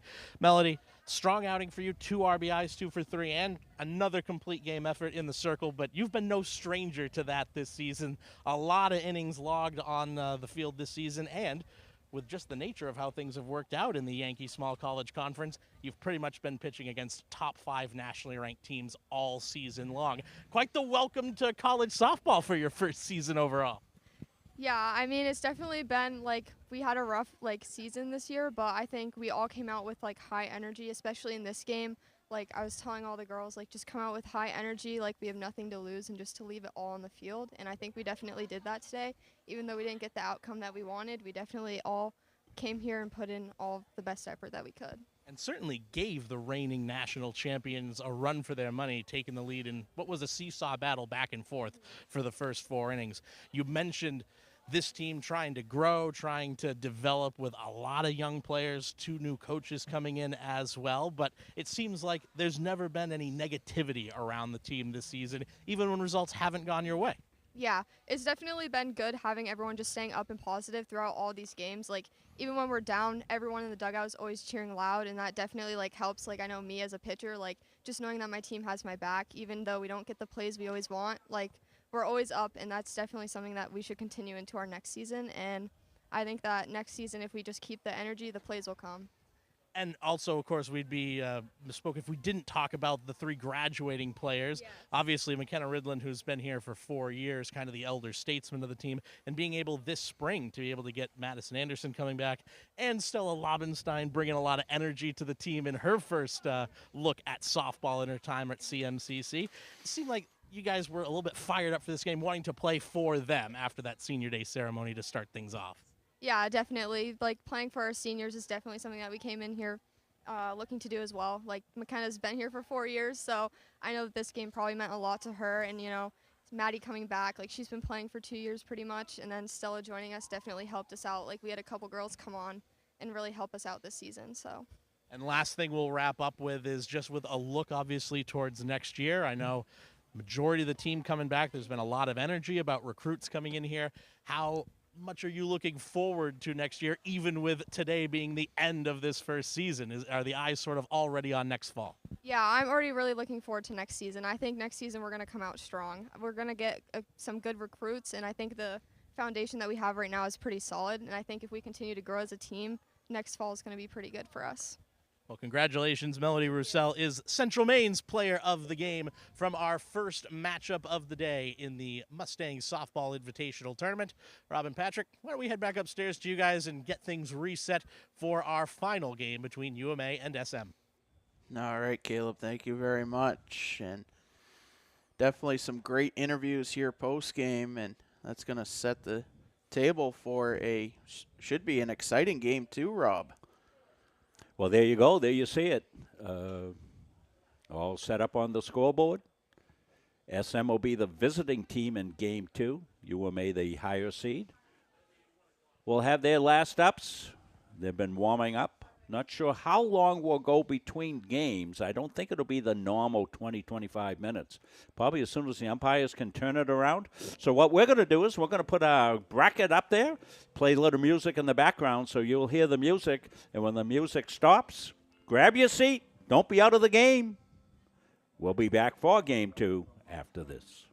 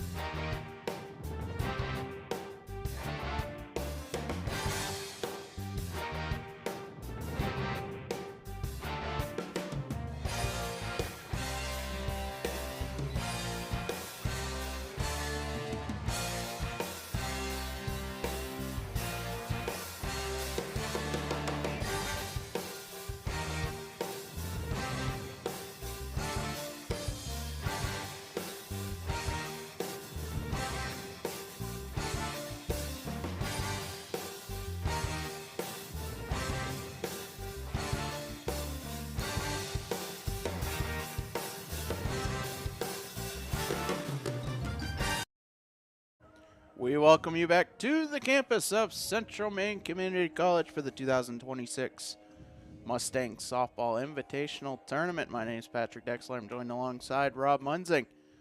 And we're through one game, Rob. Seeing it on the scoreboard, 7-3 was the score of the first game.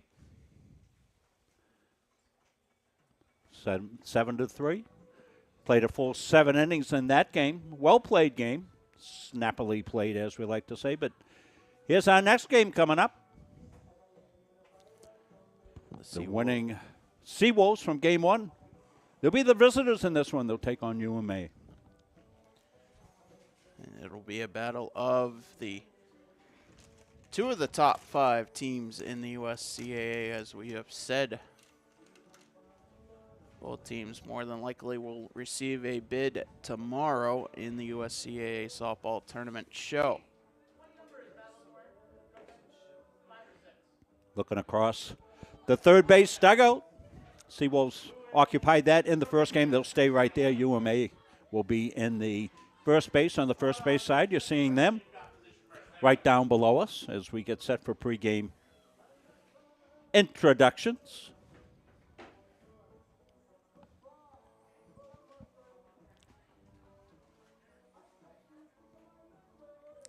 First pitch will be just after 1 o'clock, and relatively speaking, we've stayed on schedule. The first pitch of Game 1 was 11:01.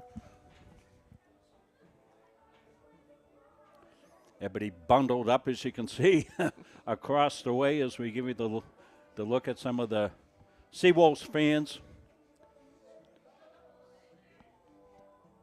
They're in their igloo in behind to the side of the first base dugout. Third base dugout over on the Seawolves side. And that is getting creative.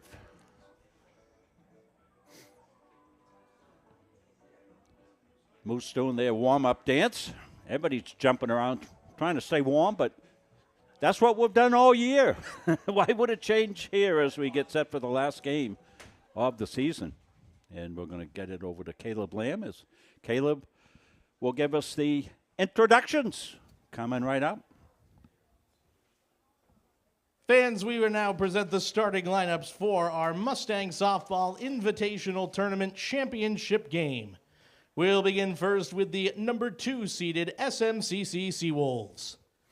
Leading off and playing third base, a sophomore from Lacombe, Alberta, number 1, Ella Voth. Batting second and playing shortstop, a freshman from Yarmouth, Maine, number 19, Drea Rideout. Batting third, the starting pitcher for Game 2, a sophomore from Red Deer, Alberta, number 8, Sloan Scottvold. Batting fourth and playing left field, a sophomore from Orrington, Maine, number 10, Ariana Cross. Batting in the number 5 spot and playing first base will be number 13, Jaden Tripp. Batting sixth, the designated player, a freshman from Tracy, New Brunswick, number 2, Carly Youngblood.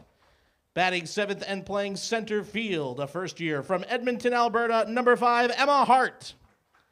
Batting eighth, the starting catcher, a sophomore from Keene, New Hampshire, number 20, Taylor Swift. Batting ninth and playing second base, first year from Red Deer, Alberta, number 4, Haley Cowan.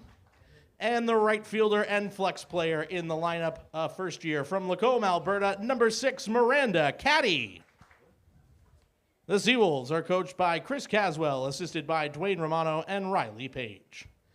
And now the starting lineup for the number 1 seeded UMaine Augusta Moose. Leading off, the shortstop, a first year from Farmington, Maine, number 21, Madeline Cote. Batting second and playing center field, a sophomore from Athens, Maine, number 35, Arabelle Linkletter. Batting third, the catcher, a freshman from Canaan, Maine, number 17, Natalie Gilman. Batting fourth and playing first base, a freshman from Monmouth, Maine, number 12, Shanna Parsons. Batting fifth, the designated player in the lineup, a sophomore from Bowdenham, Maine, number 77, Audrey Nile. Batting sixth and playing third base, a junior out of Turner, Maine, number 25, Sam Withy. Batting seventh, the starting pitcher, a junior from Union, Maine, number 15, Addison McCormick. Batting eighth and playing second base, a freshman from Herman, Maine, number 4, Nora Edano. Batting ninth and starting in left field for the Moose, a sophomore from Lewiston, Maine, number 14, Aubrey Peer. And the right fielder and flex player in the lineup, a freshman from Madison, Maine, number 3, Reagan Cowan. The Moose are coached by Heath Cowan, assisted by Ty Cowan and Chris LeBlanc. Fans, we now ask that you please rise if able, and gentlemen, please remove your caps as we honor America with the playing of the Star-Spangled Banner.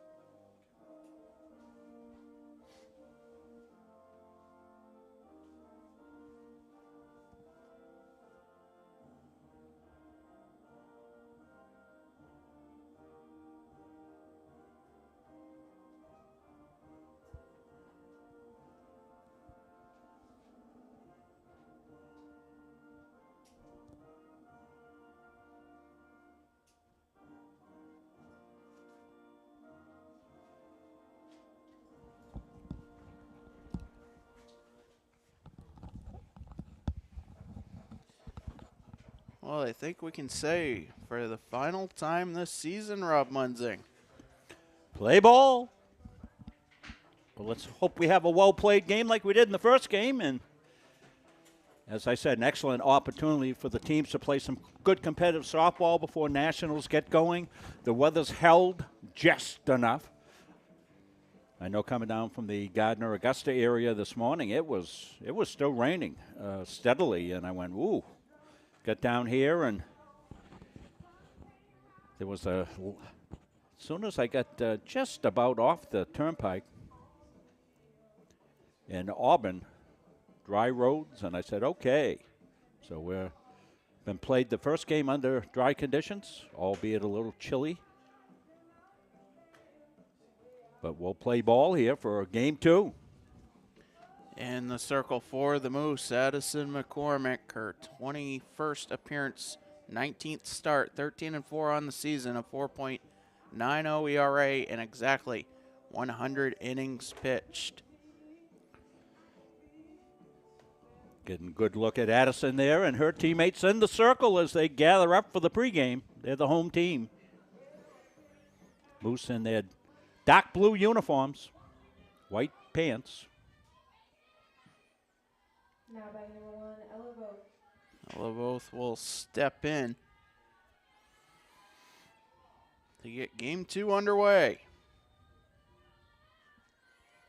And the first pitch from McCormick. In their first strike, we are underway, 106. Voth was fantastic in the field in the first game. The 0-1 offer. Misses the zone to even the count.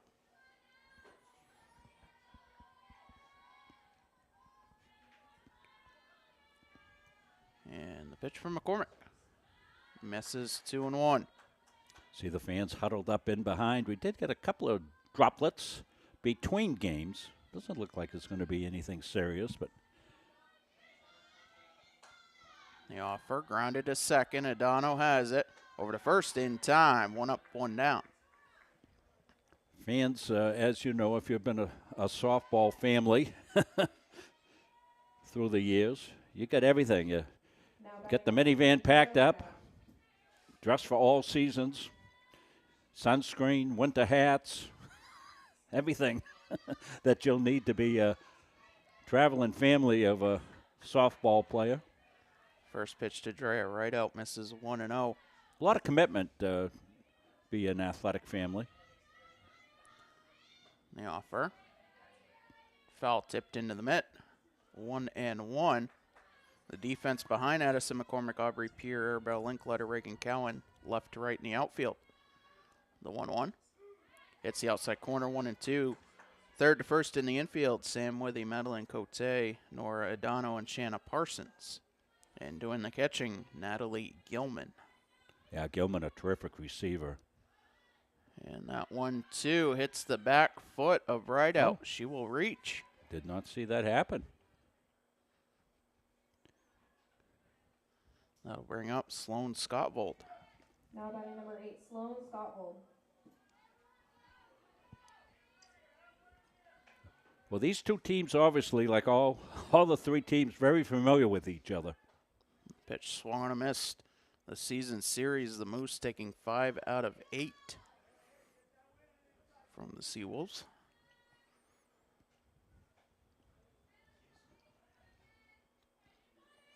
The 0-1 swung and a missed. Both doubleheaders this spring were splits. Up in Augusta at Bowden Field and down in South Portland at Graves Athletic Field. The 0-2 swung on a missed. A 3-pitch strikeout for McCormick, 2 away. Bango, bango, bongo. That'll bring up Ariana Cross.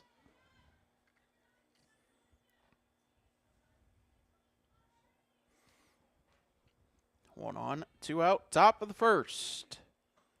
Pitch in there for a strike. Well, we're seeing when McCormick gets into a groove, Patrick. She is a strike machine. And that will be something to see at the national level, as that is grounded foul first base side. It's one thing to see the best of the conference teams show, but when you start to see them now at the national level against teams from all over the country, it shows where you really are. Well, softball is a pitcher sport, Patrick. Pitching and defense can win you a lot of games. See at the higher levels, a lot of low-scoring games, a lot of bunt and small ball. The 0-2 grounded back to McCormick. She'll fire to first in time. The hit by pitch is stranded. We head to the bottom of the first. Scoreless. Moose coming to bat.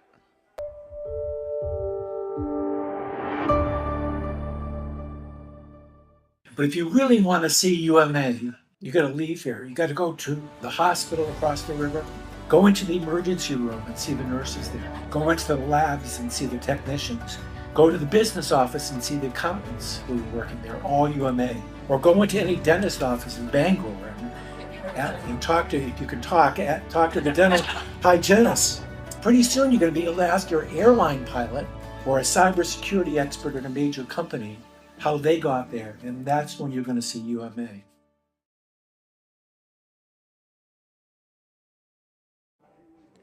Taking the circle for the Seawolves here in their second game of the day is the ace Sloan Scottvold, making her 21st appearance, 18th start, 14-3 on the season, a 2.48 ERA and 113 innings pitched. That 2.48 ERA and 14 wins, also 89 strikeouts. Those are all tops in the YSCC. Madeline Cote, Arabelle Linkletter, Natalie Gilman, the top 3 hitters in the Moose lineup, due up. Yeah, we've seen a lot of Sloan the last couple of years, and as you just pointed out with those stats, she's been a dominant force.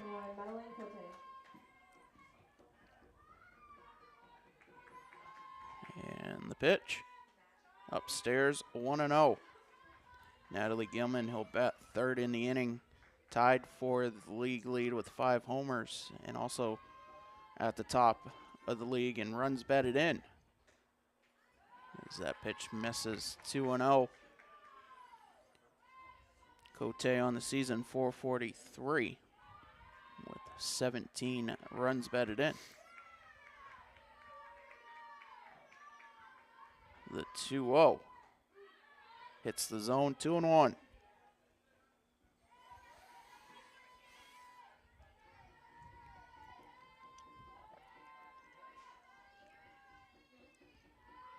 Now the 2-1. That misses 3-1. The defense behind Sloan Scottvold in the outfield, left to right, Ariana Cross, Emma Hart, Miranda Caddy, third to first in the infield, Ella Voth, Drea Rideout, Haley Cowan, Jaden Tripp, Taylor Swift doing the catching as the 3-1 misses for a leadoff walk. And that will bring up Arabelle Linkletter. 440 on the season. That's third in the conference. 3 homers, 36 RBIs.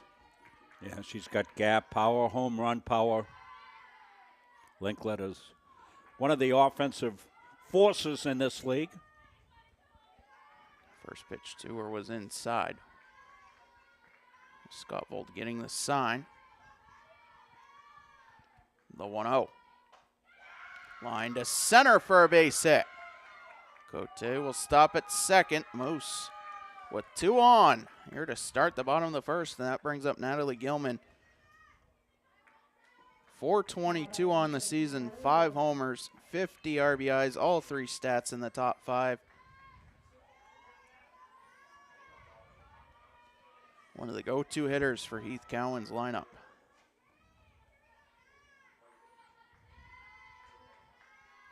The pitch. Inside, 1-0. Cote getting an aggressive lead off second off the pitch.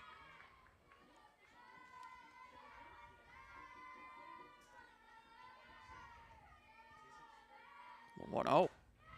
Grounded to third. Voth will tag third for 1. On to first. It's a double play. 5-3.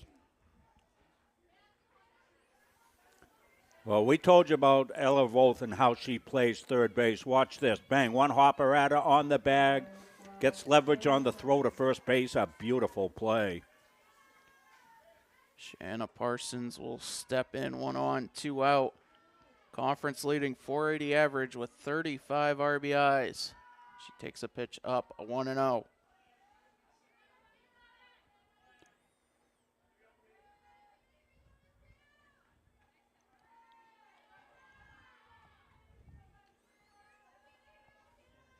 Both these teams can play sparkling defense as well. We saw it there. The 1-0 inside corner to even the count.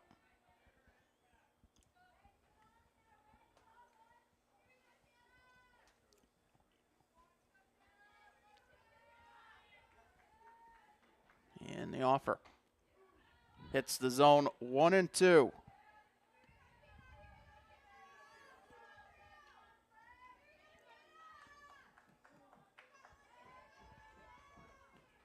Scottvold 1 pitch from getting out of the inning.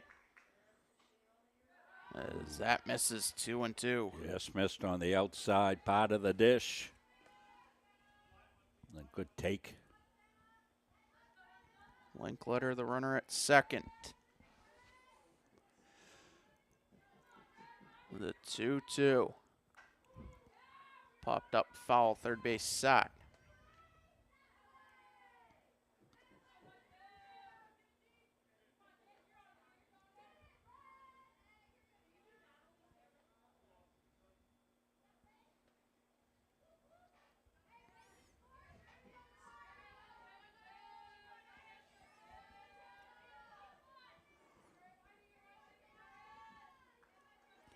Once again, the 2-2. Grounded to third. Voth over to first in time, but dropped by Tripp.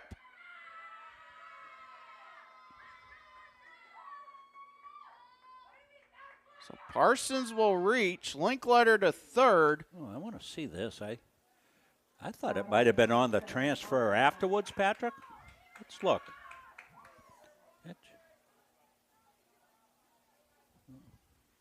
Hard to tell from that angle.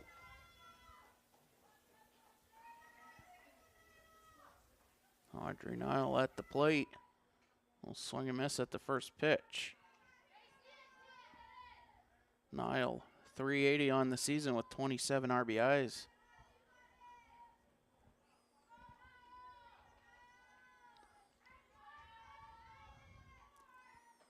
The 0-1, that hits the corner, 0-2.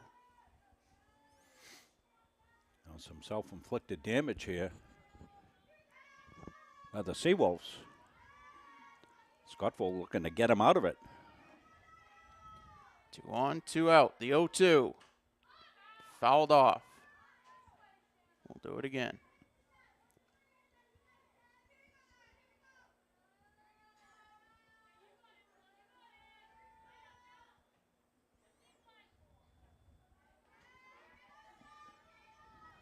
And the offer. Called. Strike 3. 1 inning in the books. No score here in the Mustang Softball Invitational Championship game. Yeah, I saw strike 3 on the replay there. Painted on the outside corner.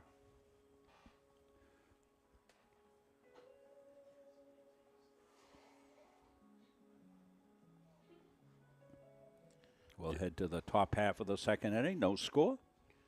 Due up for the Seawolves, Jaden Tripp, Carla Youngblood, Emma Hart.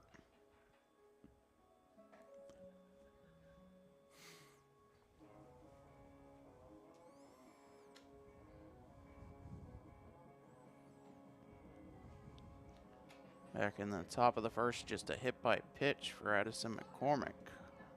Other 3 hitters retired. So, Patrick, let me ask you, because I know you have experience down at the national tournament. Let's talk about softball a little bit. What are the field situations down there? Turf, grass? What do they have? Heindel Field is turf.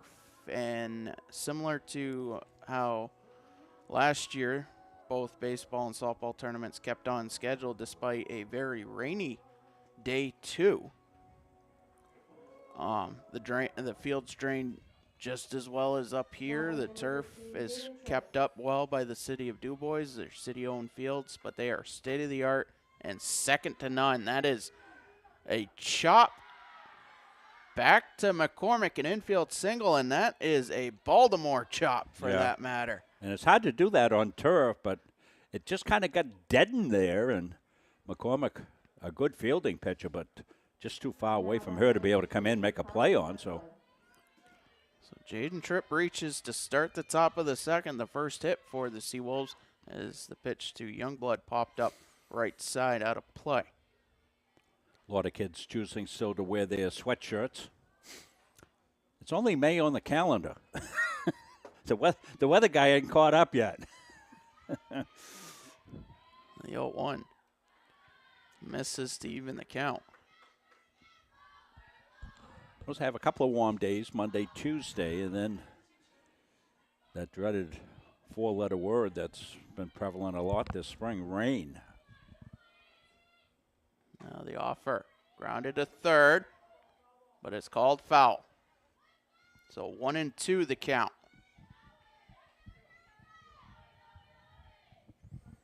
But the field's down for the national tournament, both showers for baseball. Stern Field, which is right next to Heindel, the secondary baseball field, and Heindel for softball. They're just state-of-the-art, Rob.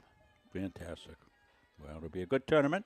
Patrick will be down there working the tournament, so if you tune into some games, he'll be doing baseball.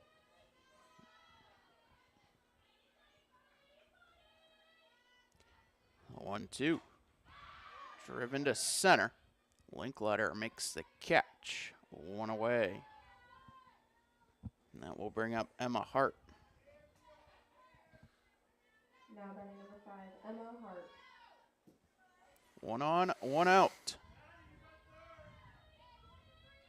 And we welcome in the fans of both teams. Rabid fan bases.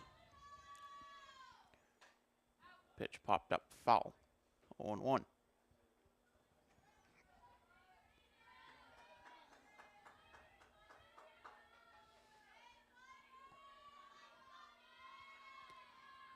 Offer. Grounded to second. Adano gathers, but the throw over, not in time. We'll wait for the official scoring, but that puts 2 on. 1 out here in the top of the second. As Taylor Swift will step in, doing the catching now both games today. Now batting number 20, Taylor Swift.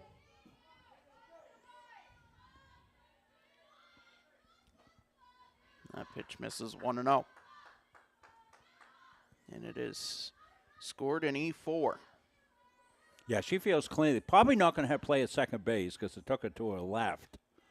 Wasn't that hard hit. The 1-0 fouled off.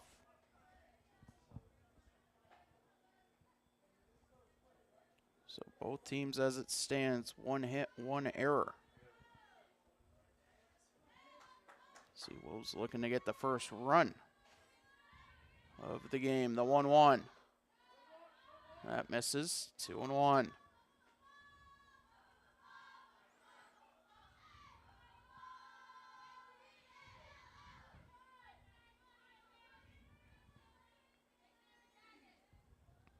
Now the 2-1. Outside, 3-1. Haley Cowan waiting on deck.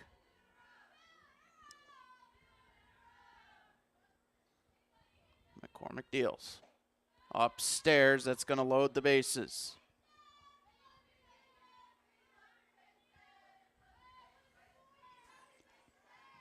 Infield moves in.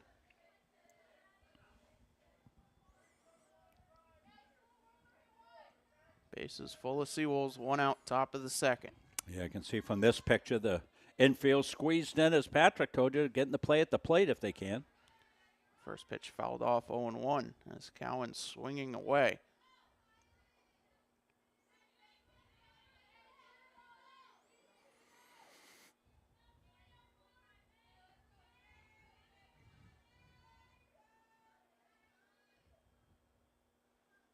Now the 0-1.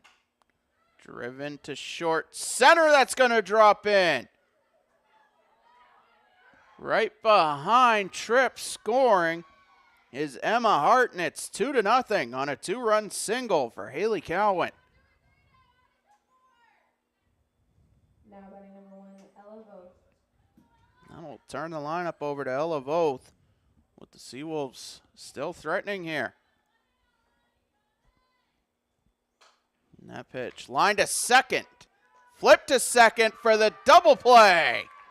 4-6. And just as the Seawolves got 2, they line into a double play, and we head to the bottom of the second, 2-0. Yeah, hot hit off the bat right there, boom. And the play to second base gets her by a half a step on the way back, a dive, but not able to get back quickly enough.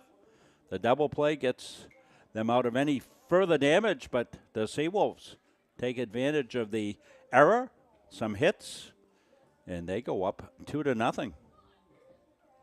Due up for the Moose in the bottom of the inning, Sam Withy, Addison McCormick, Nora Adano. As they will look to have an answer here in the bottom of the second. Well, as you said, during the course of the year, which includes fall and spring, advantage UMA overall.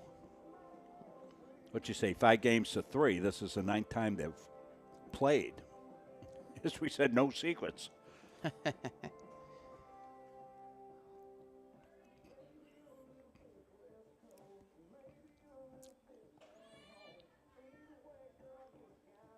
Sam Withy will step to the plate, a 408 average with 29 RBIs. Now batting number 25, Samantha Liddy. I remember doing a game when I was doing UMA games. We did a game last year that Scottville pitched a 5-inning perfect game. Nobody reached base against her. That pitch in there for a strike.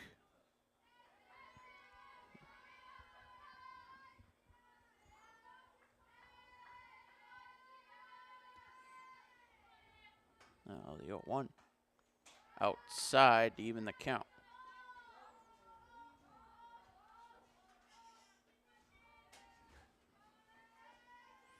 And a good look at Sloan. The 1-1. Misses. 2-1.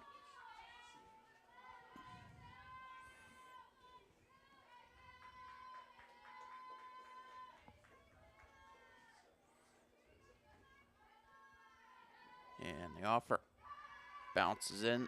3-1.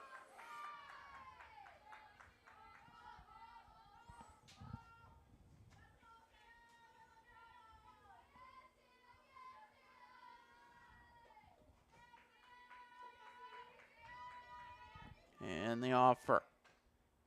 Fouled off. Full count.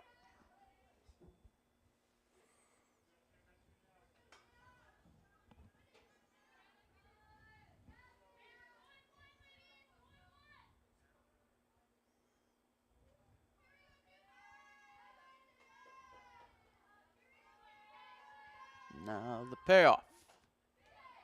Grounded to second. Cowan has it over to first in time. 1 up, 1 down.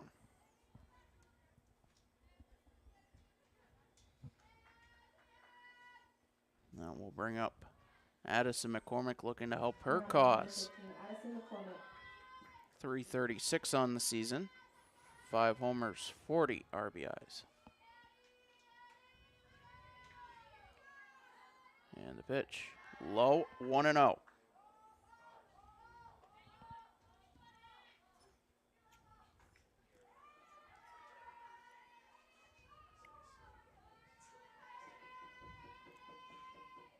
And the offer.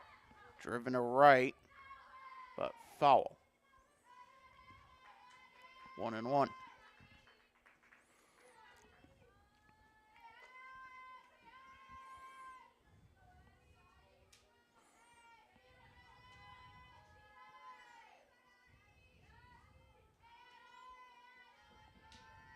And the pitch. Popped up, short right center, and that's going to drop in. 1 out base hit for McCormick. Brings Nora Adano to the plate. Now batting number 4, Nora Adano. 333 on the season, 1 homer, 19 RBIs. 1 on, 1 out.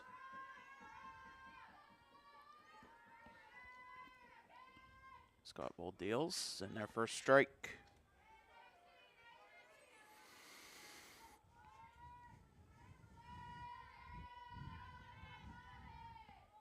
And the offer. Upstairs to even the count.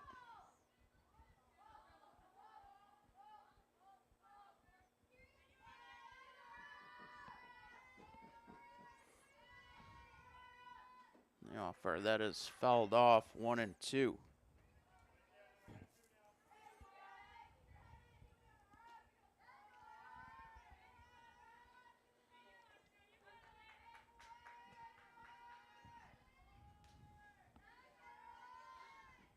Scott Bold getting the sign. Now she'll fire. Outside, 2-2. Yes, missed. Brightening up a little bit. That's good to see.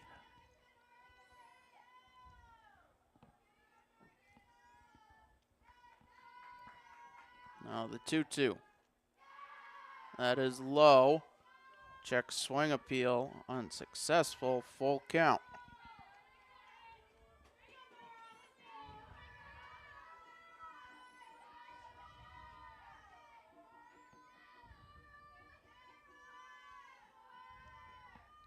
The payoff. Fouled off.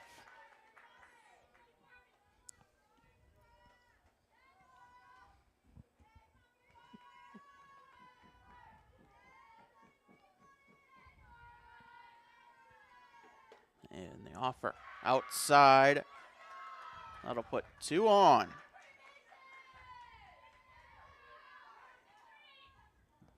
Now batting number 14, Aubrey Peer. Aubrey Peer will step in. 275 on the season, 19 batted in. 2 on, 1 out. The tying run at first. The pitch from Scott Bold. Line to left center. That's going to split the outfielders and roll to the fence. McCormick scores. Right behind her is Adano. It is a 2-run double for Aubrey Peer, and we are tied.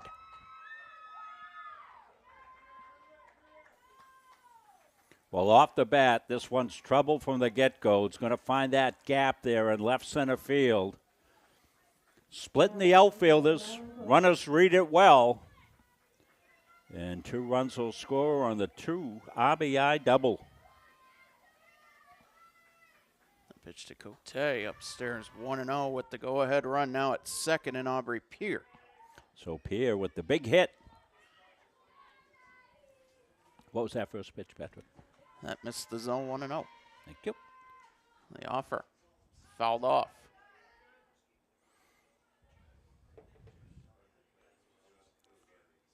Getting a good look at Pierce. She's excited down there. 2 RBI double. She represents the go-ahead run for the Moose.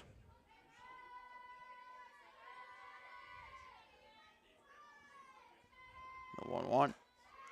Grounded to short. Right out over to first in time. Pierre thought about going to third, then hustled back to second, 2 away. Yeah, good read there by Pierre. And they were ready to turn a double play. Arabelle Linkletter steps in, 1 for 1. Yeah, Linkletter looking to drive in the go-ahead run. You got to be careful with her. She's a terrific hitter. Pitch outside corner, 0-1. Yeah, it's a good pitch to start with.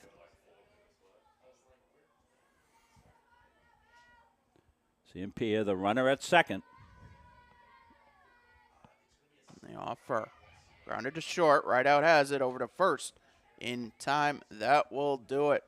But not before the Moose tying things up. 2 innings in the books. And nothing's been decided here in this Invitational Championship. Well, this is the type of game we thought we were going to have, Patrick. Exactly this. Seawolves jumped out. Moose caught him. And now we'll start over here as we move into the top half of the 3rd inning. We're glad you could tune in on this Sunday afternoon. Yeah, we know there's lots of things vying for your attention, and I know the young ladies appreciate it, their families. We're happy to bring this to you. Hope you're enjoying Munsing Media's production of the Central Maine Softball Invitational. Here from the beautiful campus on the shores of Lake Auburn.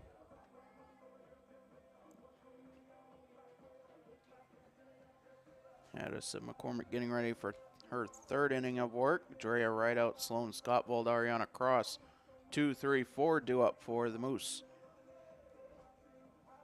Here in the top of the 3rd, right out will lead things off. She was hit by a pitch back in the top of the 1st. Now batting number 19, Drea right out.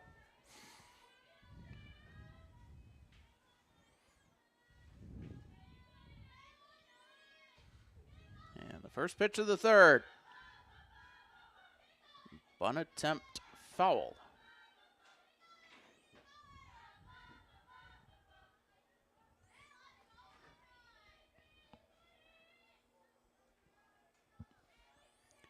Getting a good look at Addie.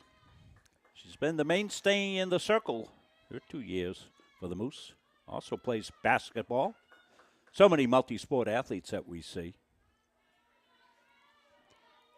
It's one of the beauties of coming to the community college level. You can play multiple sports. The 1-1 upstairs now 2-1.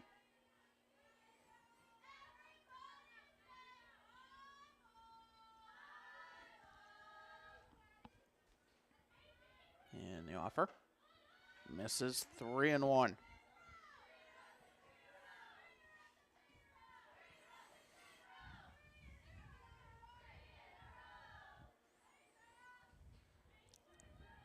McCormick deals. Outside corner, full count.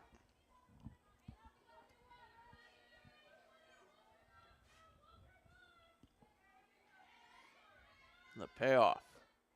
Upstairs, leadoff walk for right out as she has yet to register an at-bat.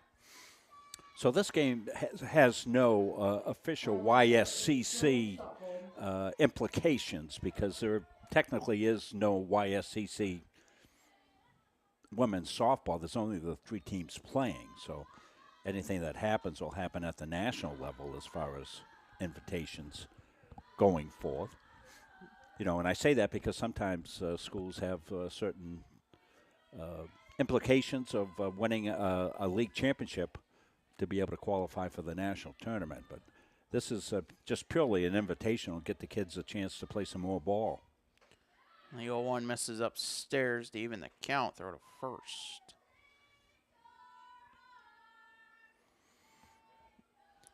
Scott Vold 0 for 1. Right out the runner at first. The 1-1. Popped up to second. Adano makes the catch. The throw back is in time. A 4-3 double play. That's the second double play. We've seen some good defensive play in this game here. Another double play coming up here off the bat. Runner with the extension. And when the ball's hit behind you like that, it's almost impossible to get back. And you're taught to take that aggressive extension on the lead, and you do that, and bang, nothing you can do. First pitch to cross, grounded right to first. Parsons steps on the bag. And we'll head to the bottom of the third. Tied at 2, and we'll step aside when we come back. More action here from Auburn. At SMCC, whether you're starting out, starting over, or figuring it out as you go, we meet you where you are with the lowest tuition and fees in New England, programs for every path, and genuine support from world-class faculty and staff. SMCC isn't just the smart choice, it's the full college experience. An oceanfront campus minutes from Portland, competitive athletics, a community built for you to succeed, because it was. SMCC, built for you. Enroll today at smccme.edu. Back here for the bottom of the third. Sloan Scott Vold will face Natalie Gilman, Shanna Parsons, Audrey Nile. 3, 4, 5 due up in the Moose lineup.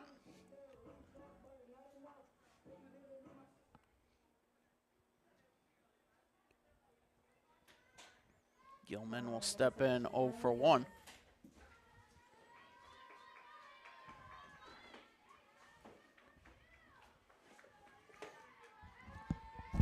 Check the exposure a little bit. You're a little bright. Thank you.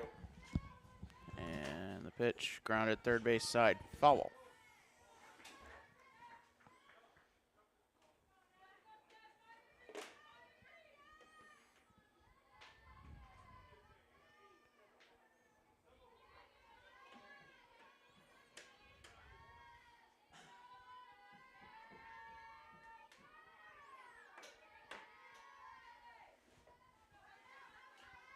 The 0-1 in their first strike. Scott Vold up in the count 0-2.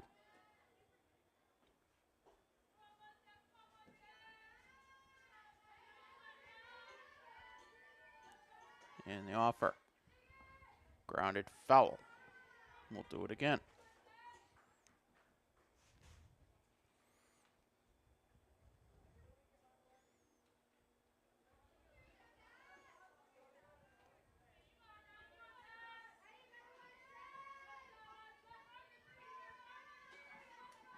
Once again, the 0-2. Inside.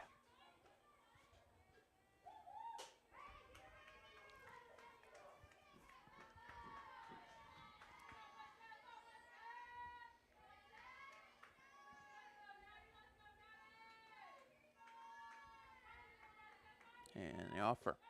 Upstairs now 2-2.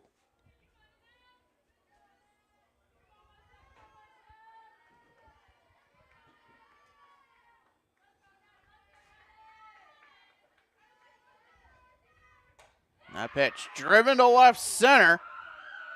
And that is going to one-hop off the fence. Gilman into second with a leadoff stand-up double. Audrey Gilman gets into one, gets the arms extended, rolls it over and able to rip it into the gap in left center field. An easy stand-up double. Moose in business. Shanna Parsons steps in 0 for 1. The go-ahead run in scoring position.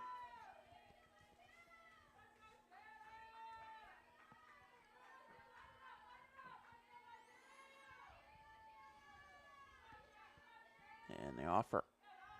Low and away, 1-0.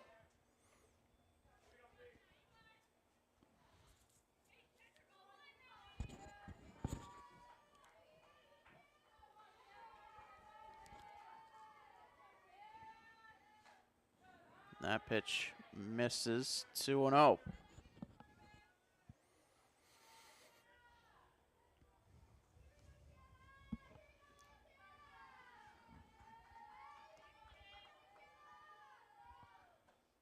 The offer inside corner, 2-1.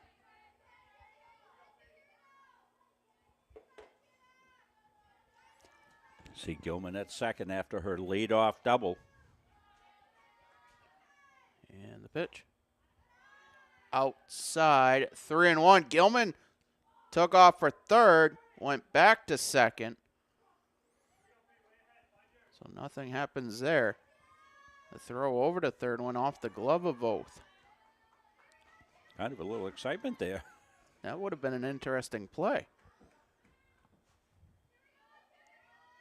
The 3-1. Hits the zone, a full count.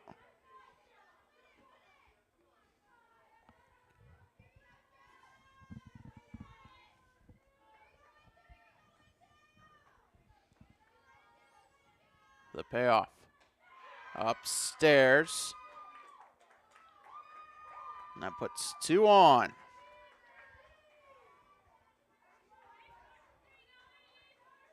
Now batting number 77, Audrey Nile. Audrey Nile will step in.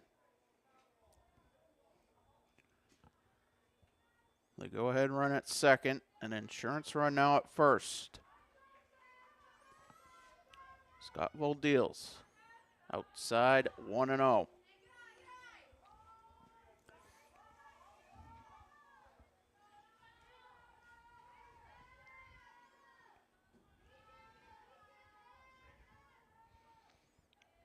And the offer. Driven to right. Caddy makes the catch. Tagging and going to third is Gilman. 1 away. Now runners on the corners for Sam Withy. Yeah, good read by Gilman going to third base on the fly ball to right. No chance to throw her out. She runs too well. And you can see her down at third base. She's the go-ahead run. Lead-off double for her. Now over at third with 1 out. Withy takes a pitch for a strike.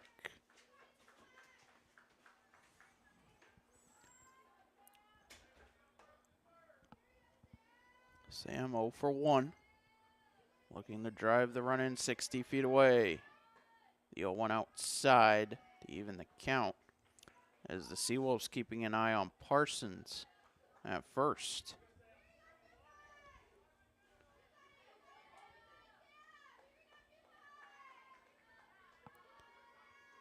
The 1-1 fouled off.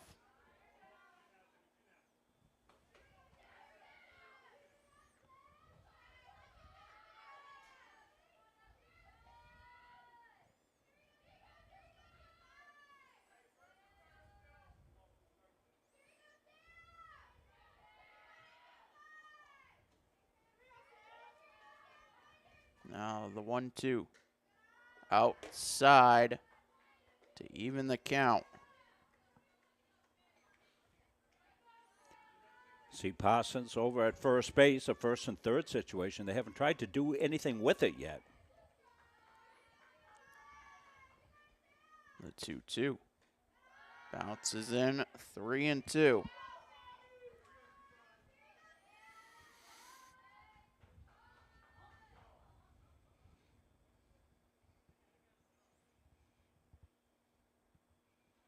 That was a check swing appeal. Oh, is that what that was? Everybody's got their hands up trying to figure out what's going on. There we go. Unsuccessful as they were checking with the third base umpire. Yeah, you go down to third on a left-handed batter. 3-2, grounded to short, right out. Has that bounce on her, and everybody's safe. Gilman scores. And the Moose take the lead here in the bottom of the third. It's 3-2. Addison McCormick will step in, looking to help her cause.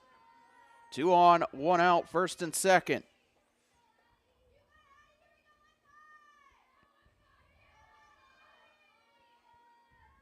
Scottville deals. It's the zone 0-1.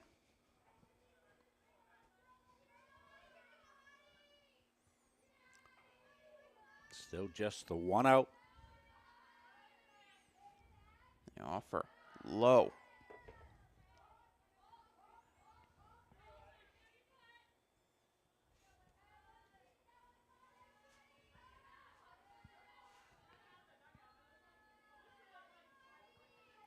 The 1-1. Check swing appeal success. Well, nobody there to check the swing. Yeah, he called it. Okay. Home plate umpire made the call himself. Okay. 1-2.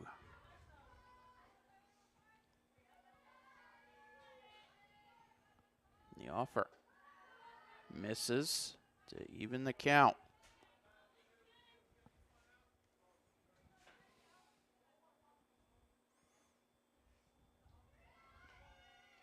See the runner at second. 2-2, grounded to short. Right out will go to third for the force. 6-5 fielder's choice, 2 away. Still first and second for Nora Adano. Now batting number 4, Nora Adano. Adano walked, came around to score. Last time up. Takes a pitch upstairs, 1-0. Scott Volt trying to get out of any further damage here. Not entirely of her making. A couple of hard hit balls this inning. That 1-0 hits the zone to even the count.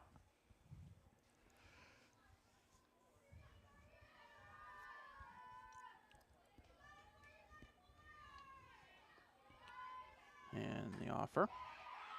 Grounded back to Scott Vold, over to first in time. The Seawolves in and out of trouble, but not before giving up the go-ahead run. Moose will take a 3-2 lead to the 4th inning.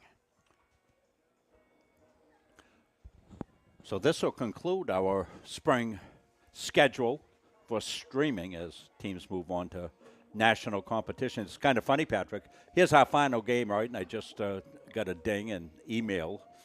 So I checked it. It's Coach Rob Rodriguez of the women's soccer team sending me the schedule for next fall. So, thanks, Coach. I get about 30 seconds off, or have to look for next fall and get set to go. So that's fantastic. We love doing all the games that we do. For the kids are playing the YSCC. That'll be a schedule to forward to Rob Kennedy. Yeah, Rob Kennedy does our soccer for us, and want to thank all our play-by-play people during the course of the year for us doing an outstanding job. Patrick's been holding down the fort this spring with softball and baseball. Also doing UMA baseball and softball on WHOU Live. So Patrick's called a lot of the YSCC games this spring, working for both of the streaming partners. Jaden Tripp will lead things off here to start the 4th.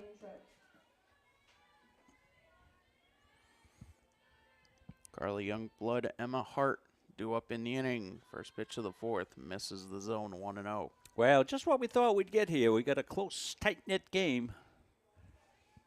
SM went out 2-0. Moose caught him. Moose have gone in the lead 3-2. That's grounded to short. Cote has it over to first. A one-hop in time. Yeah, it's a nice play over there at first base, picking it. Now batting number 2, Carly Youngblood. Carly Youngblood steps in. 0 for 1.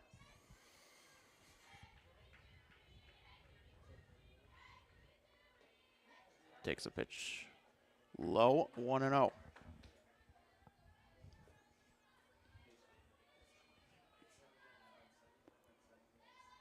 And the offer upstairs, 2-0.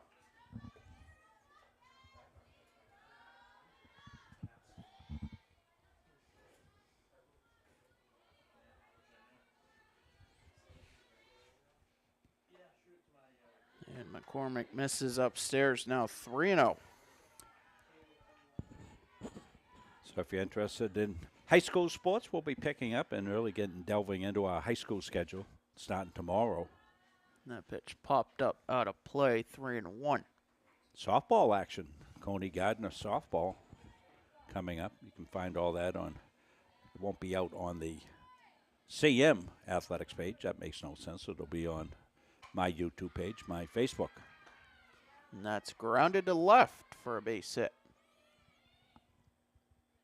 1 on, 1 out. Now batting number 5, Emma Hart. Emma Hart will step in. So we might be able to see some future YSCC softball players as we cover. It'll be Gardner and a couple of Halldale softball games. Halldale's very good high school-based softball program. And Hart tries to get the bunt down, and it gets the home plate umpire.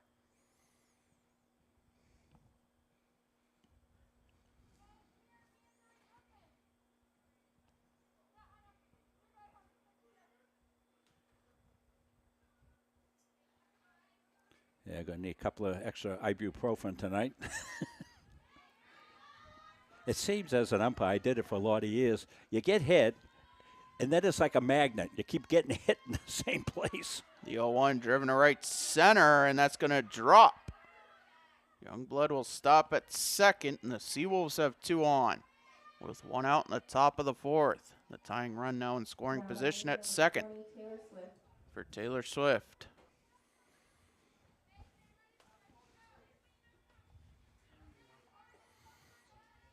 Taylor checking her wristband to see what the call might be. Will they have her sacrifice? We shall see. Swift bunts that foul. She was. Didn't get it down.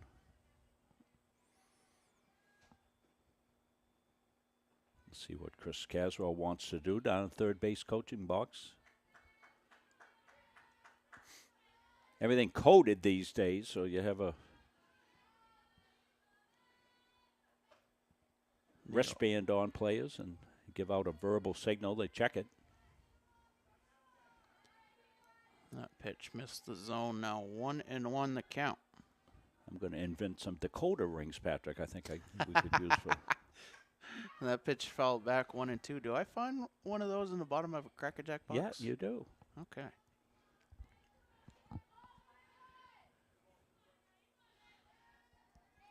Used to get it with Ovaltine, according to Ralphie, right? The 1-2 misses 2-2. Need some hot chocolate right now. Yeah, it wouldn't be bad. Still working the hot coffee. Made the strategic call this morning to go with hot coffee. 2-2 popped up. Short right center. Adano makes the catch. 2 away. Not sure if we got an infield fly call on that, Patrick. Could you tell? I couldn't tell, but I think because it was in short right center, it was not in the infield. Well, an infield fly does not have to be in the infield, but what the criteria is, it's got to be a typical type of play for an infielder to catch a pop-up. That's popped up to short center, and it's going to drop. Rounding third and scoring is Youngblood. The throw comes in. Runners will stay first and second. And the Seawolves have tied it. RBI base hit for Haley Cowan. And she has 3 batted in on the day from the 9 spot, and it turns the lineup over to Ella Voth. 2 on, 2 out. The go-ahead run now at second. The pitch swung on a missed. Yeah, so just to finish the infield fly thought, typically what the umpires will look for is if the infielder is not backpedaling, if they've circled around in the ball and they're going to catch it in a normal type of motion. Pitch grounded to short. Cote goes to first in time, and that will do it. Seawolves get 1. And through 3.5, nothing's been decided yet. As we will step aside.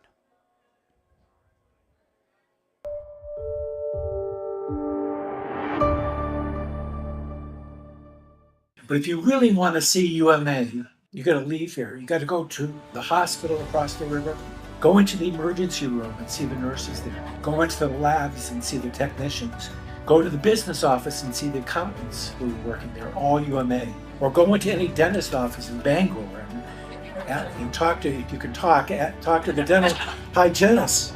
Pretty soon you're going to be able to ask your airline pilot or a cybersecurity expert at a major company how they got there, and that's when you're going to see UMA.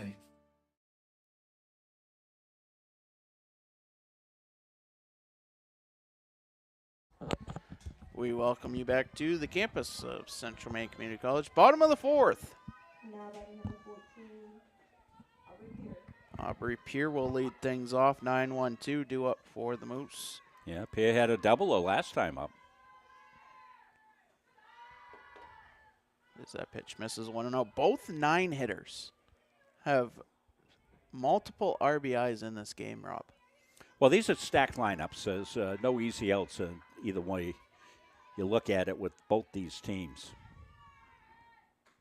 The 1-0 misses 2-0. You know, you probably have kids coming out of their high school programs, you know, batting in the middle part of the order, and they end up down the bottom part of the order at the collegiate level. That pitch in there, 2-1. Oh, that was a strike, okay.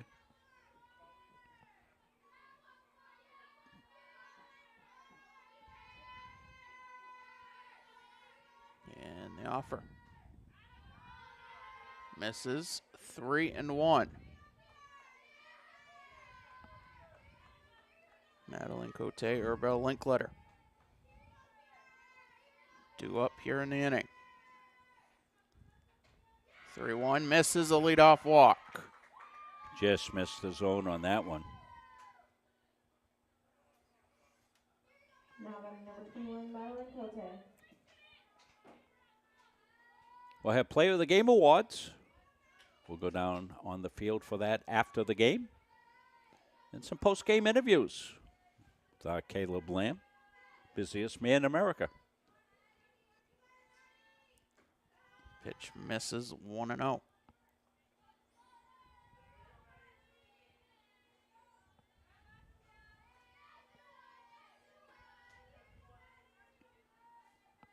And the offer. Driven to left. Cross was in, and it's over her head. Bounces to the fence. Pierre rounds third.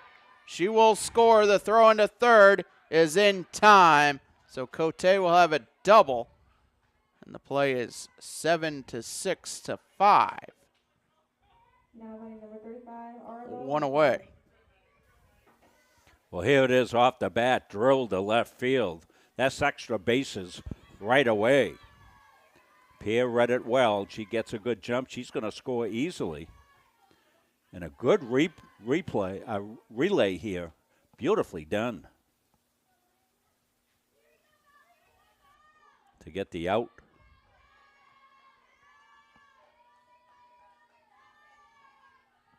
And the pitch to Linkletter misses 1-0.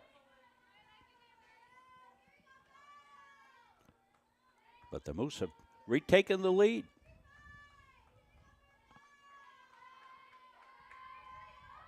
And the offer. That is low.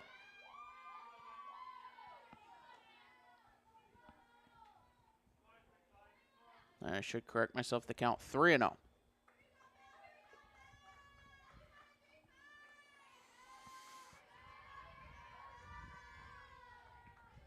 Scott Bull deals.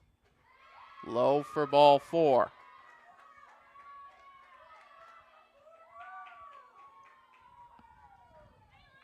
That'll bring up Natalie Gilman, who's 1 for 2. Now batting number 17, Natalie Gilman.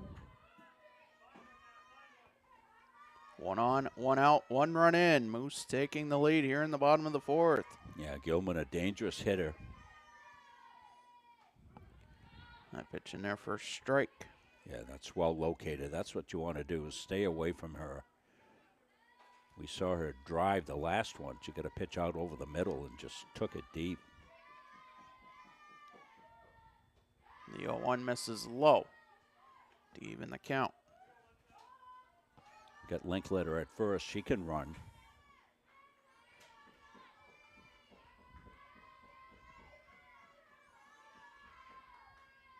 The pitch grounded to short. Flipped to second. 1 on to first. Not in time. 6-4 fielder's choice. Linkletter out at second. Gilman reaches 2 away. That will bring up Shanna Parsons. Now batting number 12, Shanna Parsons. And that is outside 1-0.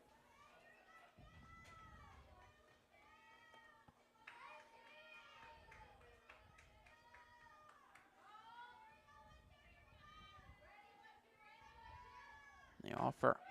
Driven to left, past the diving cross. Gilman rounds third as it rolls, and the hands are up. Parsons will have to go back. And head coach Heath Cowan's going to want an explanation. He's getting the explanation. Well, let's take a look at it. Ball down the line. There is a small little gap where the ball can fit through. And you see it right there, the final thing where it dropped. So that's going to bring her back. That's going to be a ground rule double. Yeah. Gilman back to third. Parsons to second. Yeah, we can show you again. Watch right here. See it right there? And smart play by the outfielder. See the hands up? That tells the umpires, hey, something's going on there.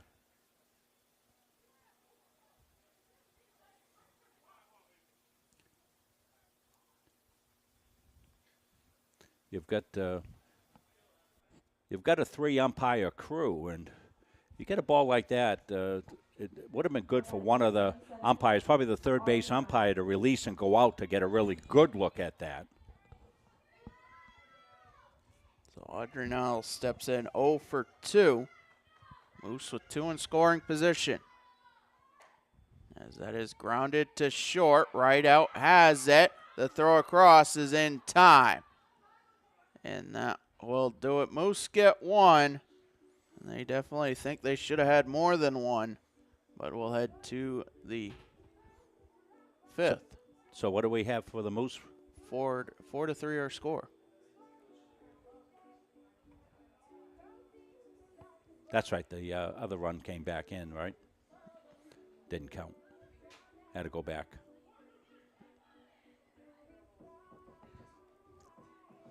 Due up for the Seawolves. Drea right out, Sloan Scottvold, Ariana Cross, 2-3-4.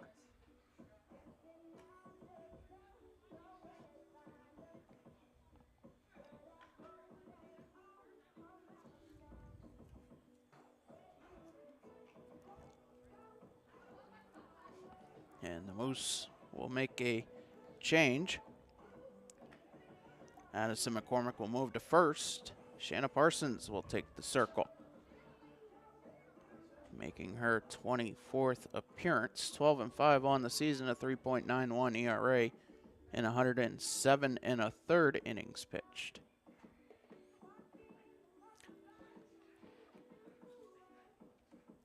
The southpaw.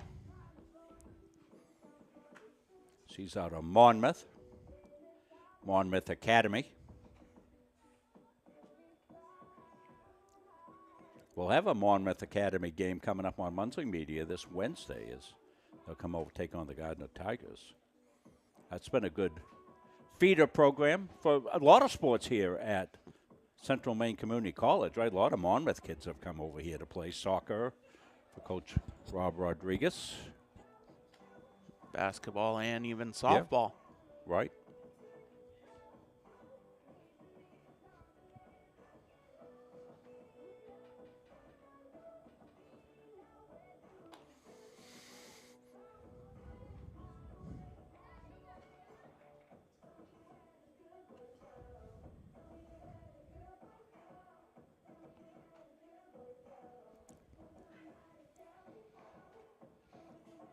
Right out will step in, yet to register an at-bat. She's walked and she was hit by a pitch. This game on Screech as well. First game went well. Well-played game. This one, too. Good to see the kids out playing a ball. Number 19, Drea, right out.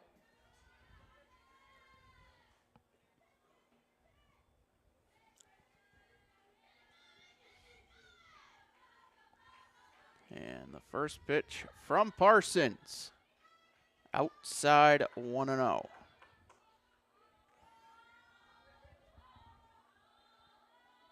I think this is probably a predetermined switch by Coach Cowan. Probably want to get both his pitchers some work, Patrick, today. That pitch misses 2-0. Parsons more than likely will pitch the final 3 innings. Could be in line for a save if it stays 4-3, or potentially the win, as she could become the pitcher of record.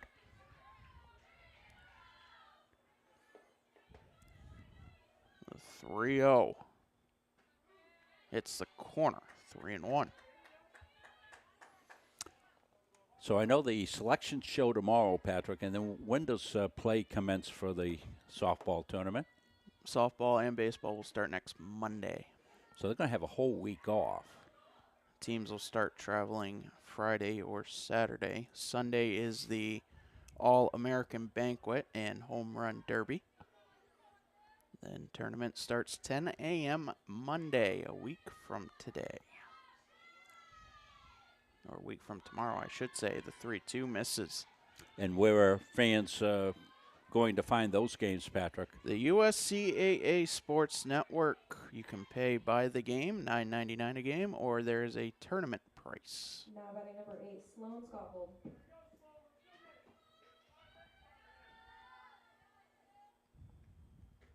And the offer to Scotvold misses 1-0. Yeah, Parsons has been outside with her deliveries. Coming in, got to get her release point down.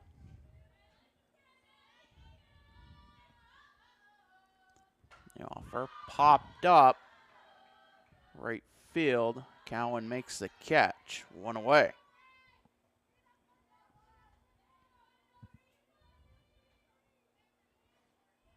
That will bring up Ariana Cross. 1 on, 1 out, the tying run at first.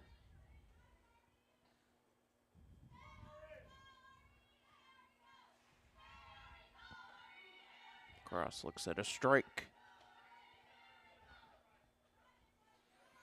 Yeah, Parsons has made that adjustment, Patrick. You can see it. Spot those balls back in a little bit.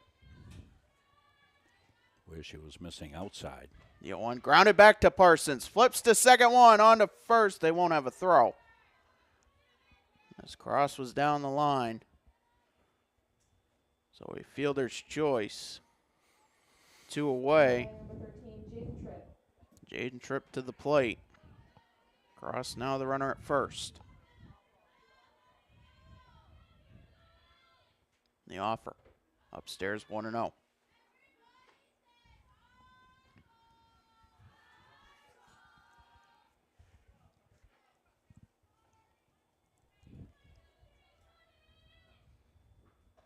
The offer hits the zone to even the count.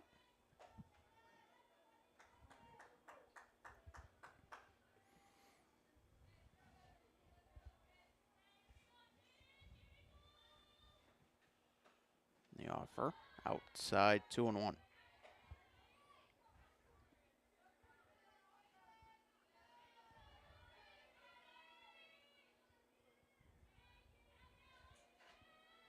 And the delivery.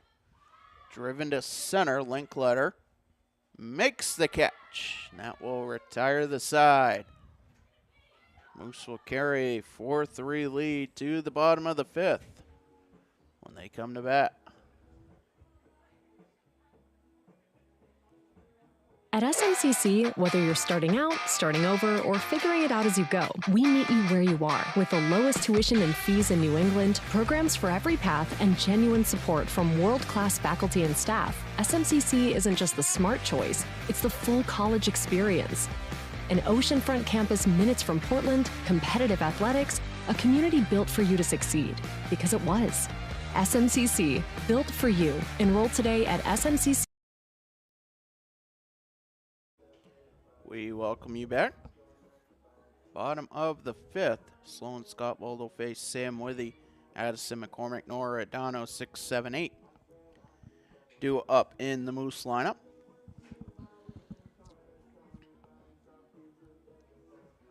4-3 our score.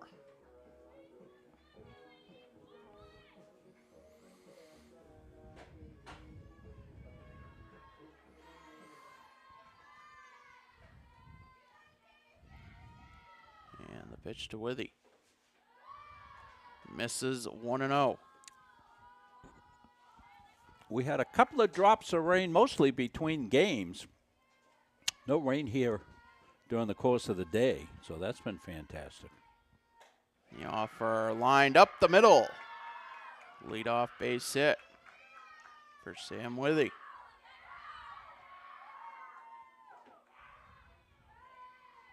Now we'll bring up Addison McCormick, who is now the first baseman, but can help her cause in terms of being still the pitcher of record, as that is upstairs 1-0.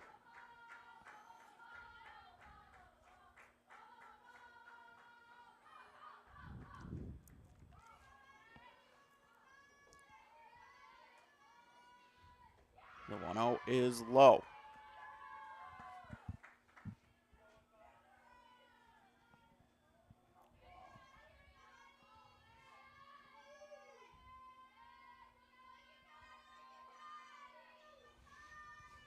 Now the 2-0.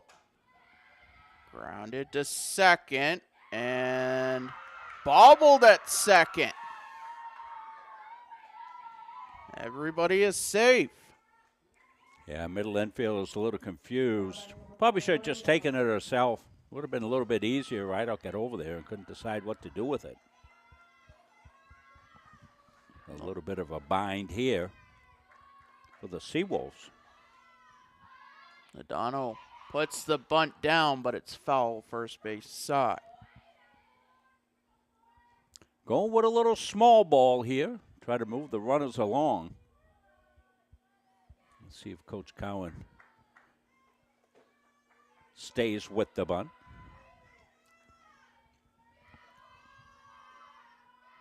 Infields think so. They're playing in.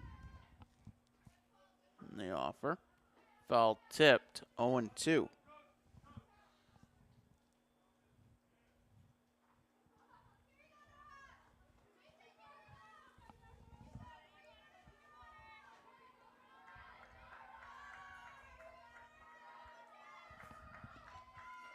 And the offer.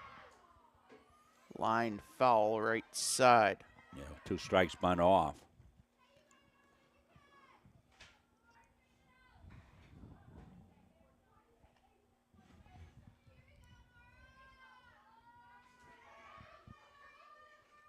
Two on, nobody out. Moose up by 1.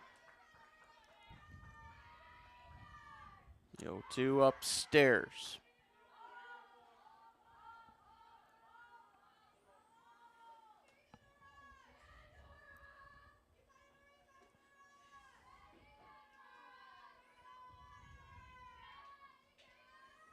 Now the 1-2. That is low to even the count. Do I dare say, do I see what I think I see on the field, Rob? Yeah, looks like it might break through for Sunshine. Wouldn't that be great? The 2-2 grounded foul first base side. I don't want to scare it away, though. Well, they said we'll have a couple of days.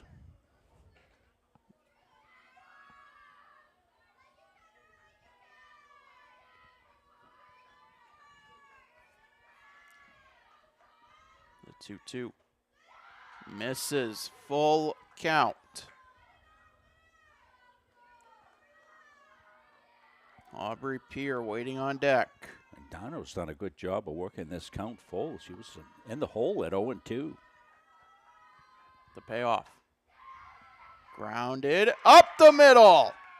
Withy rounds third. She will score. It's a base hit and an RBI for Nora Adano, and it's 5-3. Well, Nora was sitting up there to bunt. Not able to get the bunt down, but she battled. Fouled a couple of pitches off, got the count to 3-2, and then bounced one through, gets an RBI single. Still 2 on, no out. Aubrey Peer, 1 for 1, 2 RBIs and a walk. Also a run scored. Takes a pitch out of the zone, 1-0.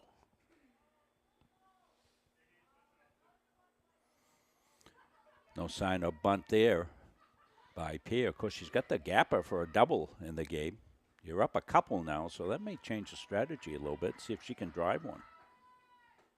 The offer hits the zone to even the count. No big time in this game. Moose can put some distance between them and the Seawolves. That pitch grounded back to Scott Vold. And everybody's safe on the infield single.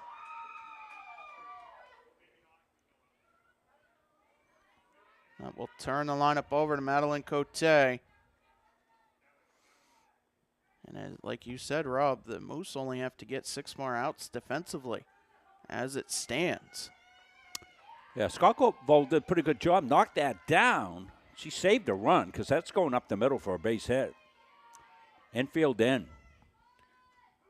That pitch in there for a strike. Yeah, you're at the point now.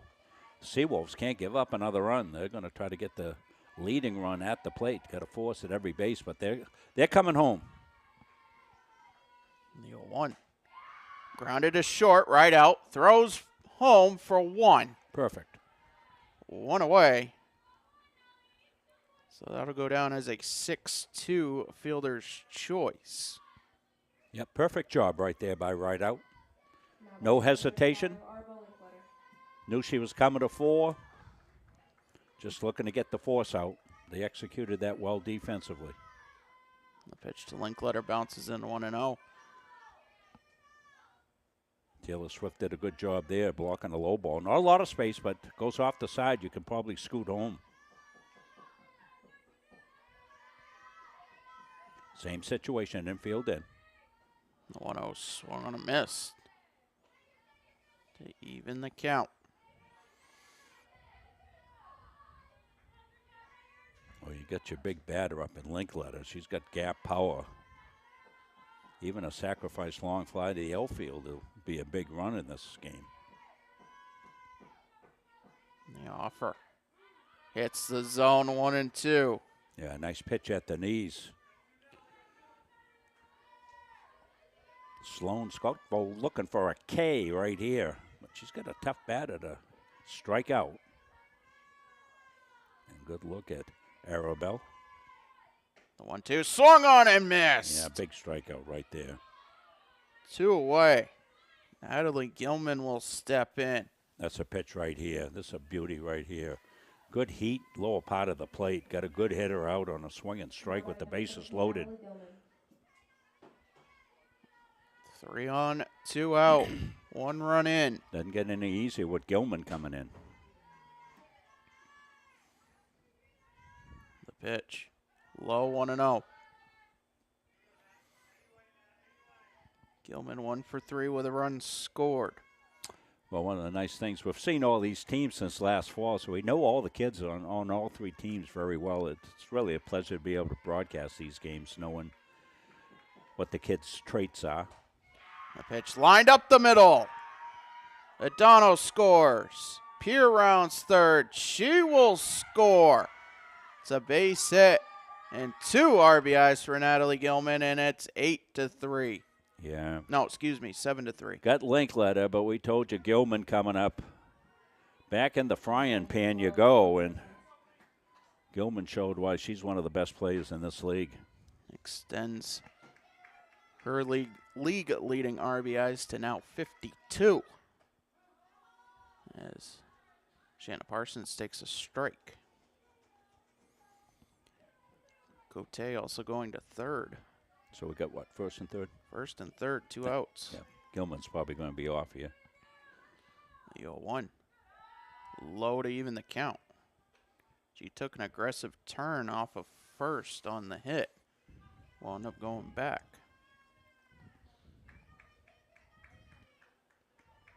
The 1-1 to Parsons. Driven down the left field line, but foul.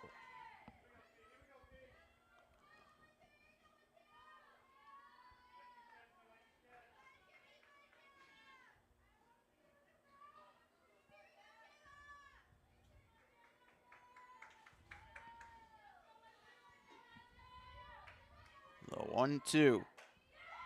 Grounded through the middle. Cote scores. Gilman slides back into second. It's a base hit and an RBI for Shanna Parsons, and now it's 8-3.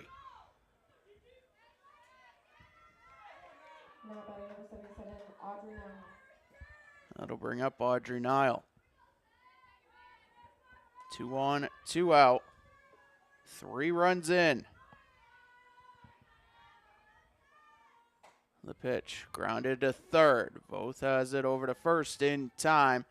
That will do it. Moose get And I should check myself here. 4 runs in the inning.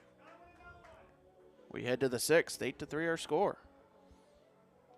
A good productive inning there for the Moose. Really 2 back-to-back good innings by them.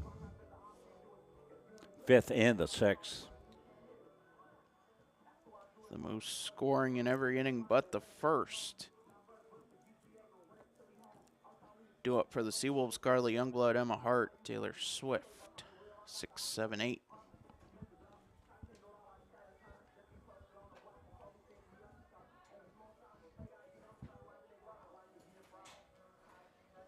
Now 6 outs left here for the Seawolves, trailing by 5. They've got to put the rally caps on.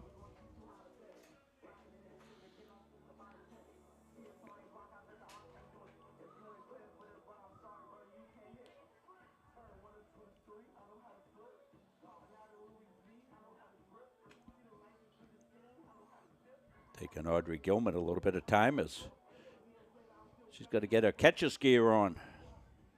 One of the big hits in the inning. Well, Scottfold with the big strikeout of Linkletter for the 2nd out, but Gilman followed. Some good 2-out hitting by Gilman. Knocked in a couple, and then they extended.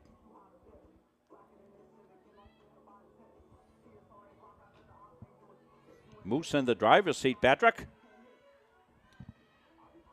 Shanna Parsons now in her 2nd inning of relief. McCormick still in line for the win.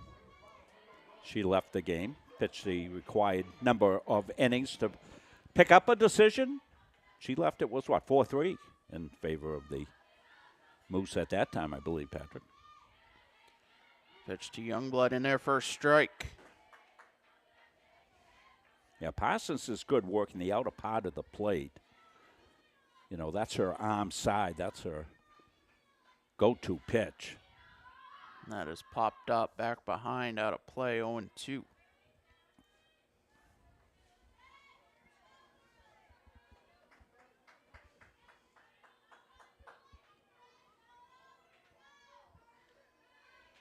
Seawolves won the first game. They beat the Mustangs in a well-played game. Final 7-3. And the offer upstairs 1-2. That was closer than it ended up. Very competitive game through most of the game.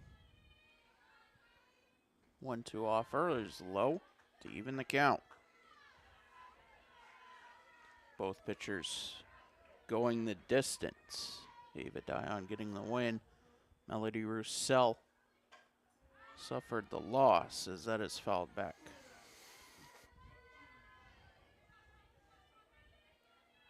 And they were both the players of the game for their respective teams. Right, we'll do that again. So stay with us, post-game fans. The offer swung on a missed. 1 up, 1 down. Now batting number 5, Emma Hart. That'll bring Emma Hart to the plate.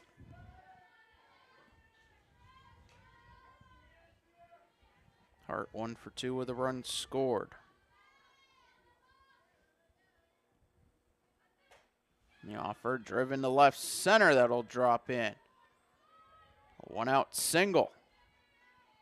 Brings Taylor Swift to the plate. Now batting number 20, Taylor Swift.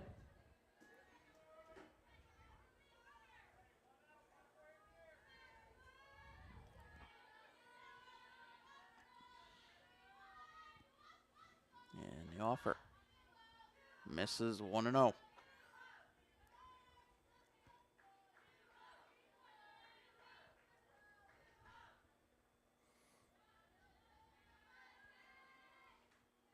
The pitch swung and a missed.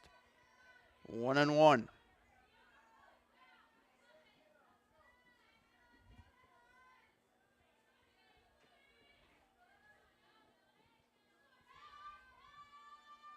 And the offer misses 2-1. So do they stream that show tomorrow night where they'll be making the bid offers for baseball, softball? Can fans watch that somewhere if you're a fan of one of these two teams? That pitch swung and a miss, 2-2. The teams that are in contention for a bid will release as to where to watch it. It'll be the USCA Sports Network. 2-2 swung on a missed. Back-to-back strikeouts for Parsons. And are those shows free to watch, Patrick, or do you have to?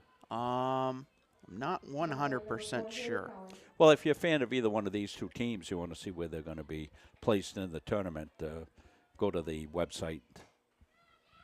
A pitch driven to center that'll drop in. Yeah, go to the Seawolves or the Moose websites. They do a great job on both those sites, right up to date with information. You'll be able to find out all the information that you need to try to find out. If you don't get to see at the time, you'll be able to find out tomorrow night. I'm sure they'll post it right off.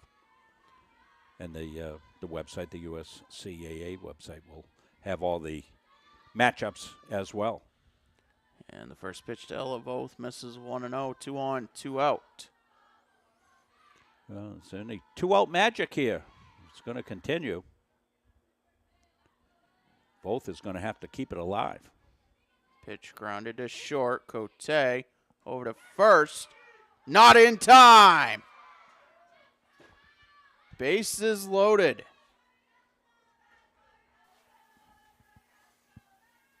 We'll see the replay at first base. Bang, bang. Just beat the throw. Drea right out steps in. Was hit by a pitch back in the first. Is also walked twice. Yeah, big chance right here. Seawolves to climb right back in this. That is fouled off, 0-1.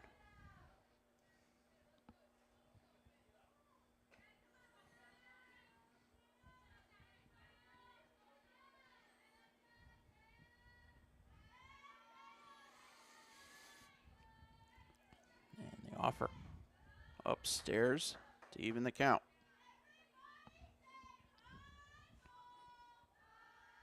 Put it in place, see if something good can happen if you're the Seawolves. The offer.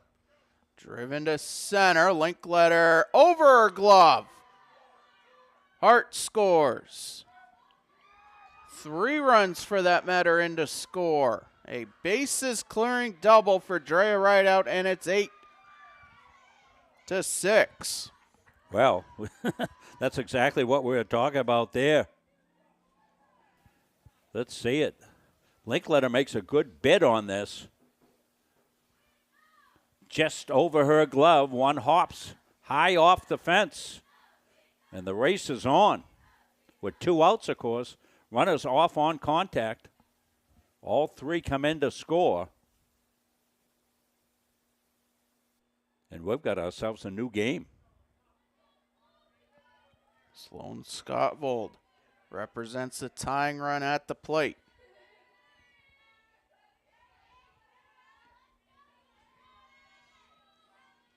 The pitch from Parsons. Fouled off.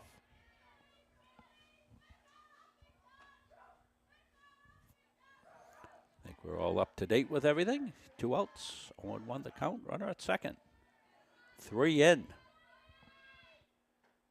The 0-1 hits the corner, 0-2.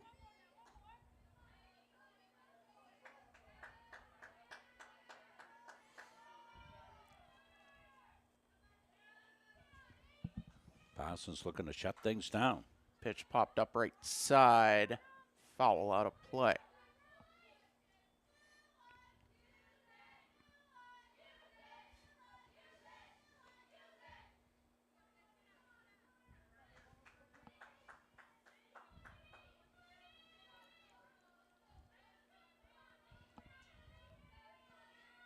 And the offer. Outside, 1-2. Good little tease pitch outside.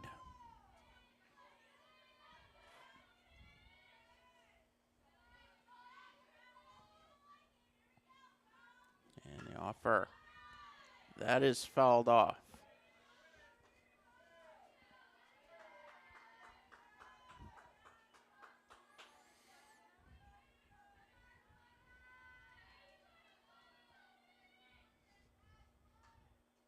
That is fouled back.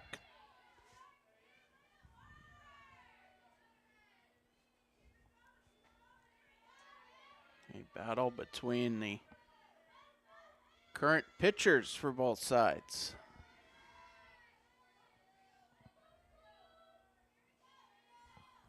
The offer. That is fouled back.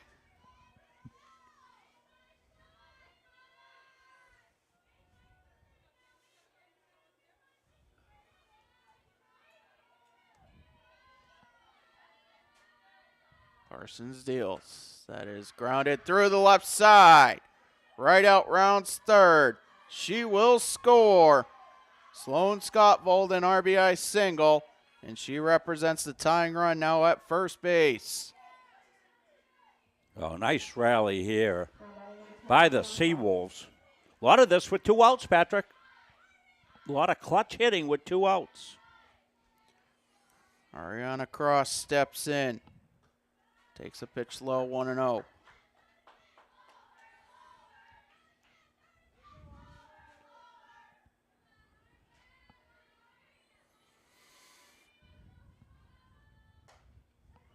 Pitch grounded to third with a over the glove of McCormick.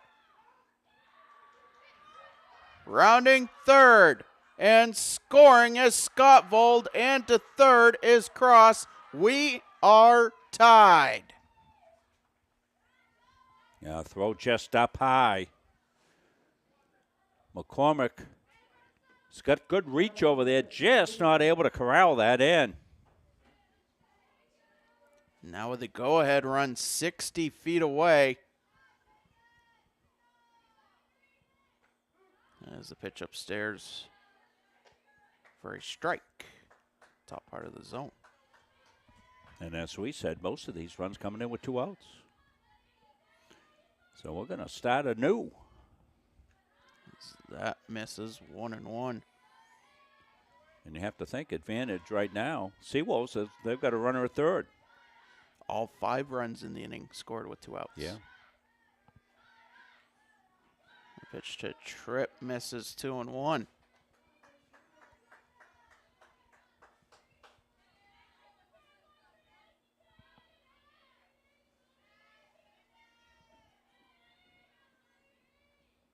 The offer popped up.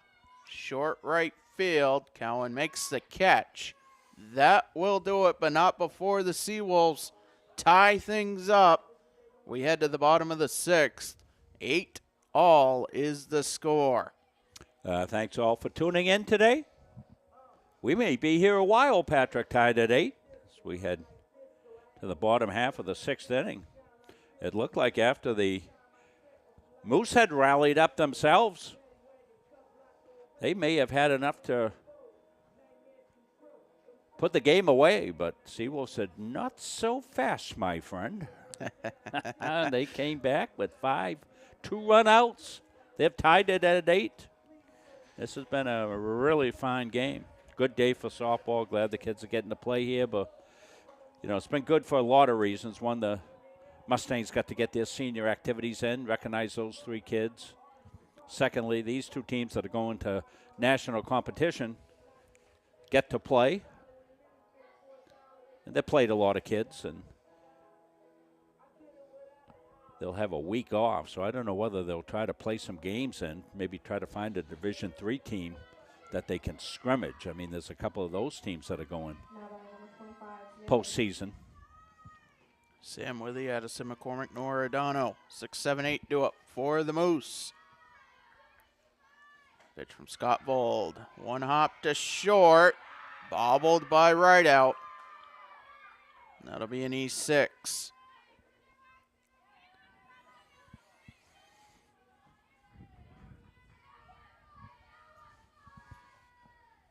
Now batting number 15, Addison McCormick.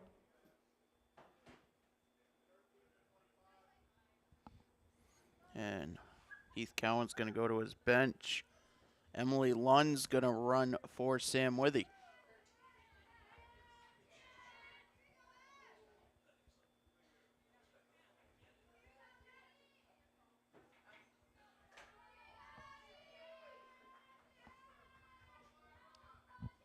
So Lund represents the go-ahead run now at first. Yeah, getting a look at Lund, the pinch runner at first base. And the pitch driven to left.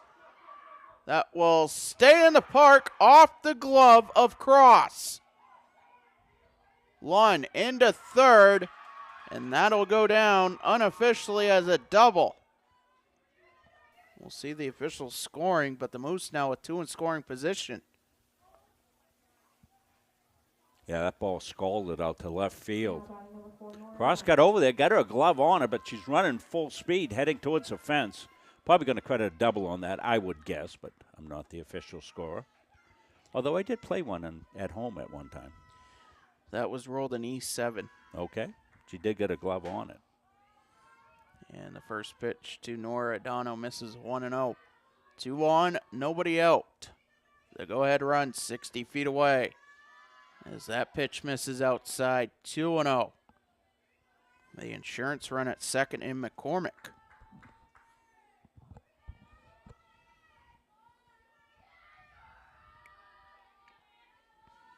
And the offer. That is fouled off. And if it wasn't for the netting that was installed last spring, I would say that would have broken the pane of glass. That was coming our way. Well, that's why they put it up. They reacted well to the situation we had last year with the ball coming in.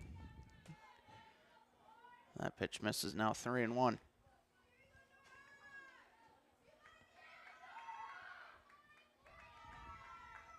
The offer. Fouled back, full count.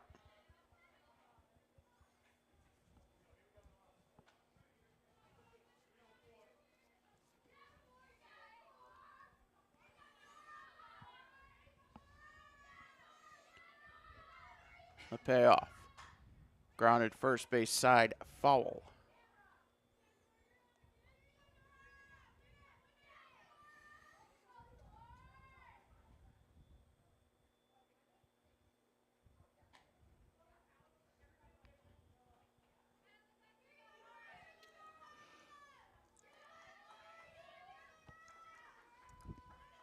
The 3-2. That is fouled off. You know, battle royale going up here. 2 outs. Go ahead runs. Well, the go ahead run 60 feet away. Insurance run at second base. Nobody out. And the pitch low for ball 4. That's going to load the bases. Yes. Aubrey Pierre will step in. Yeah, Pierre's already got a double in the game. Hit that in the earlier innings. They'll bring the infield in, try to get the force out at the plate as they need to. And the pitch in there for a strike.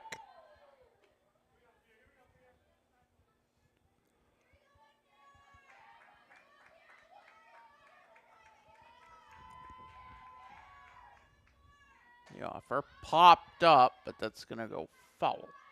0-2.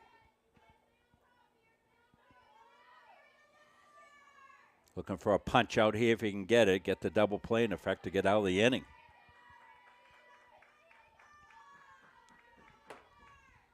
The offer grounded up the middle. Lund scores. And the Moose take the lead in the bottom of the 6th. That's 9-8.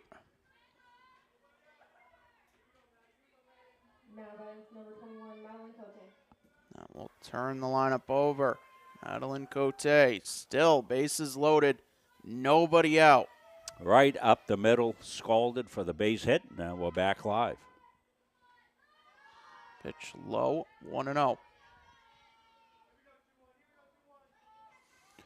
A chance for the Boost to get a crooked number up there. They just took the lead. Still nobody out.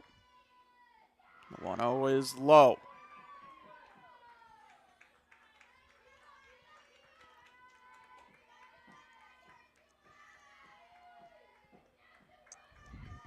Now the 2-0. Hits the corner, 2-1.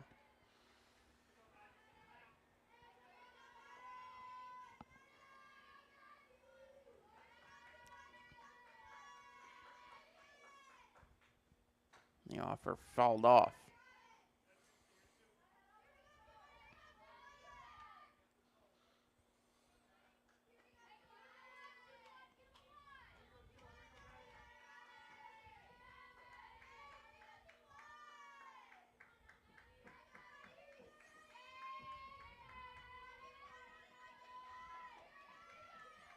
And the pitch. Grounded through the left side. McCormick scores. Rounding third and scoring is Adano. And moving to third is Pierre. That'll be a base hit. 2 RBIs for Cote. She moves to second on the throw. It's 11-8.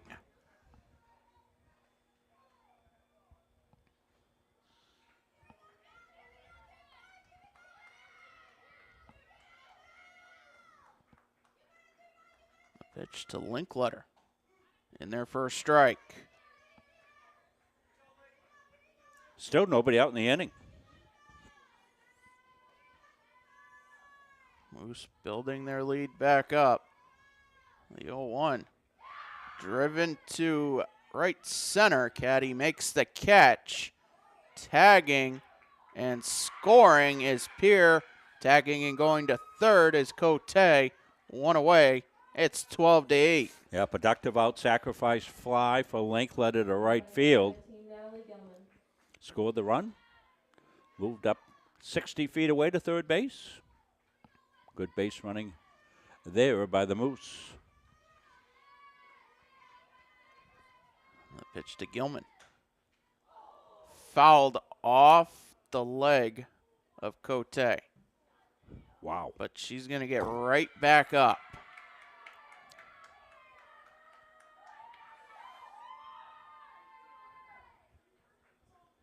The count 0-1.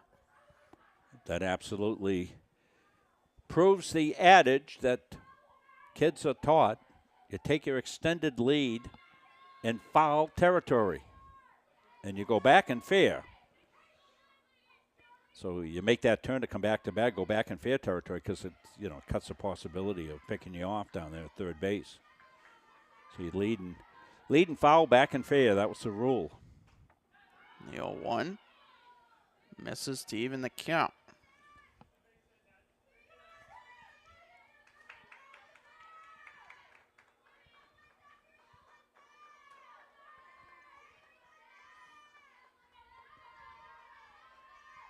The offer, grounded foul, third base side.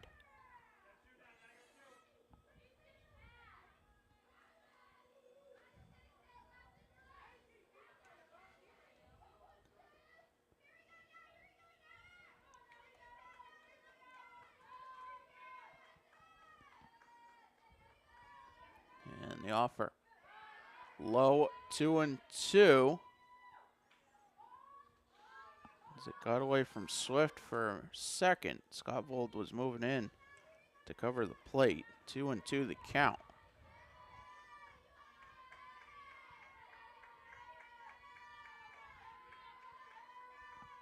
And the pitch. Misses 3-2.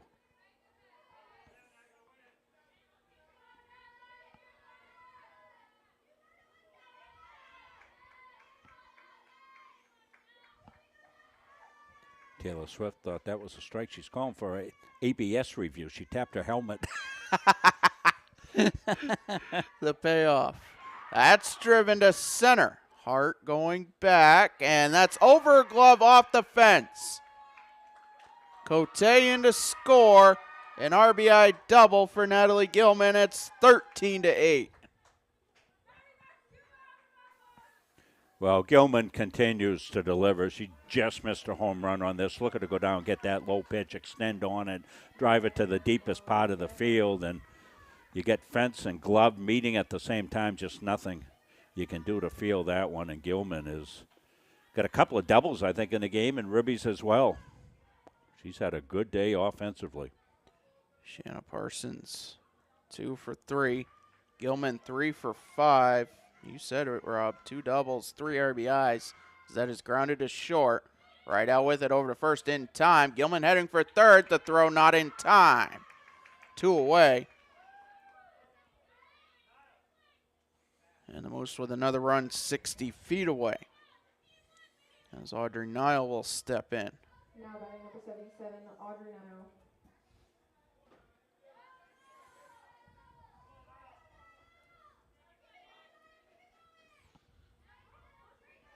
And the pitch. And their first strike.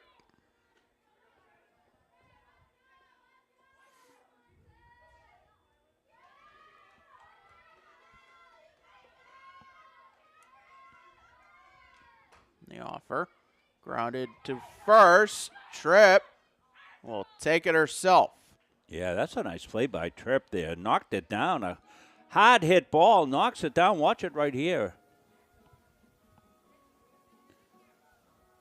Off the bat, scalded. Nile, knock it down on the backhand and make the dive to first base. Well done. Jaden Tripp. Been some good plays in this game. Shanna Parsons will look to pick up the win in the circle.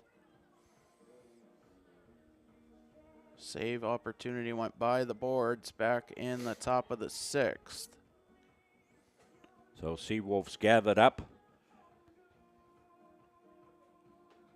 They know they've got to rally back up, but you know what? They've done it a few times in this game, Patrick, so let's see what the bottom half of the 7th inning going to bring. Stay with us post-game. We'll be down the field for some game awards, a couple of interviews, and it'll wrap up our softball coverage for the 25-26 year. It's been a lot of fun covering these young ladies.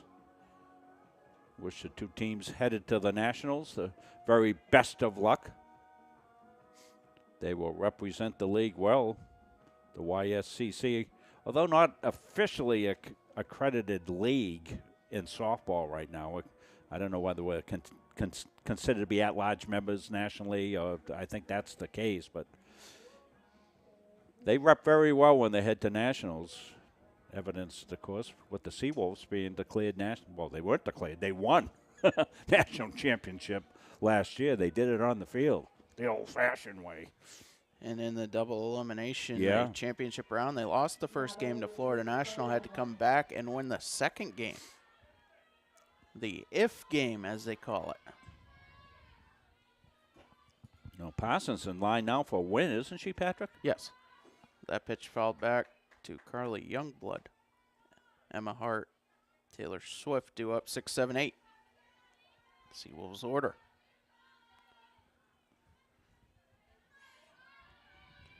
And the offer grounded to short. Cote has it. Over to first. A good stretch by McCormick. One up, one down. Now batting number 5, Ella Hart. Yeah, McCormick over there. Yeah, he's got a good wingspan over there. Had to go stretching well to her left and able to make the play. The offer. Slow roller to short. Be no throw. No chance. So 1 on, 1 out for Taylor Swift.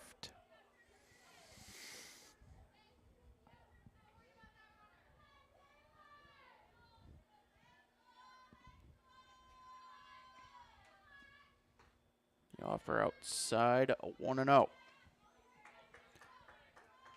think Taylor's caught both games, hasn't she today, Patrick? She catch both games? Yes. She's done a good job back there. She's a good catcher, good player. And that is fouled off, 1-1.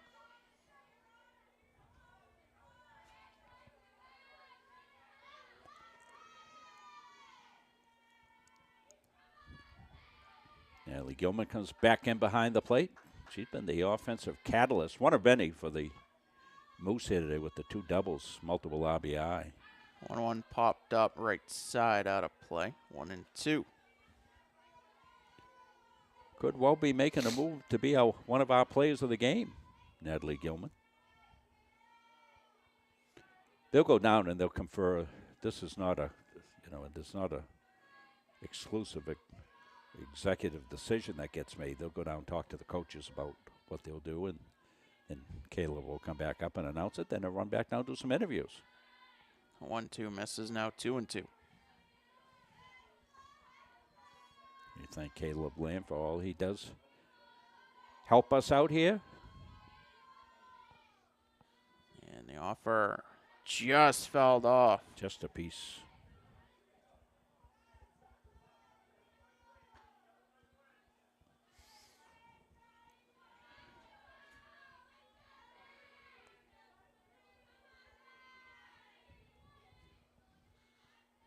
The offer, that is fouled back.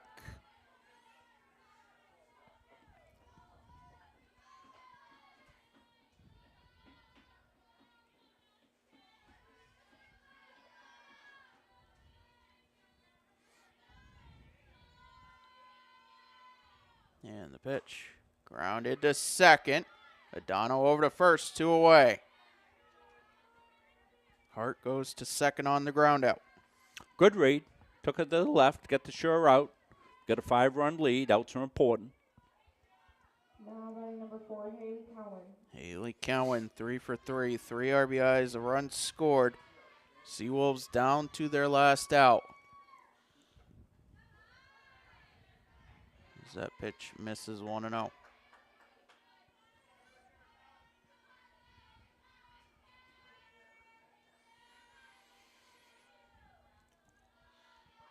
The offer, driven to left center. That's going to split the outfielders.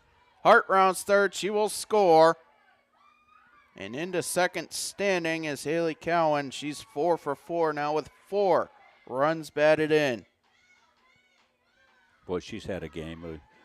We might be talking to her post-game, 4 for 4. Big day for her. LeVoth steps in, 1 on, 2 out, 1 run in. Is that pitch low? 1-0. Both represents run number 11. As the Seawolves will have to pull things off with 2 outs here in the top of the 7th. The 1-0. In their first strike.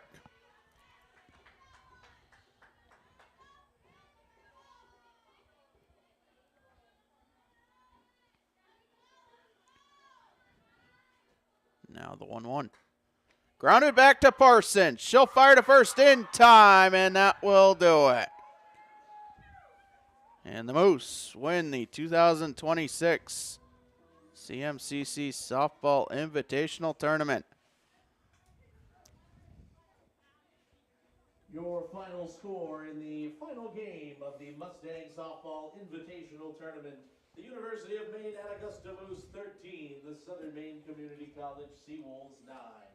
We will be headed down to the field momentarily for post-game award selection. So we will step aside when we come back. Tournament awards and interviews after the break.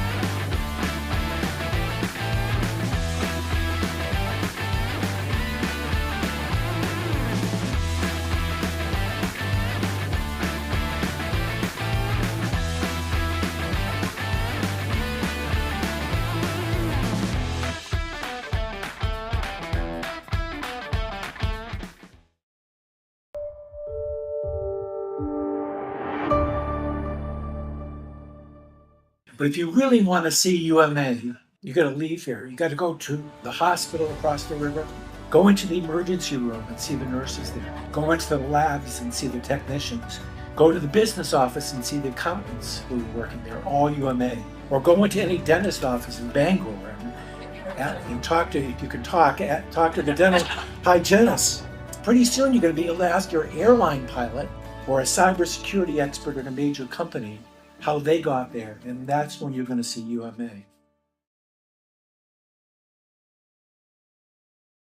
At SMCC, whether you're starting out, starting over, or figuring it out as you go, we meet you where you are with the lowest tuition and fees in New England, programs for every path, and genuine support from world-class faculty and staff. SMCC isn't just the smart choice, it's the full college experience. An oceanfront campus minutes from Portland, competitive athletics, a community built for you to succeed. Because it was. SMCC, built for you. Enroll today at smccme.edu.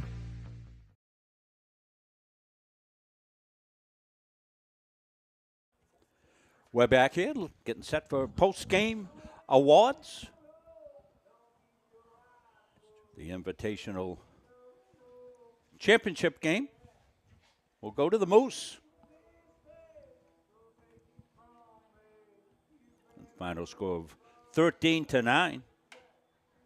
We're getting set to make the announcements for our players of the game. Collaboration between staff here and coaches on the field.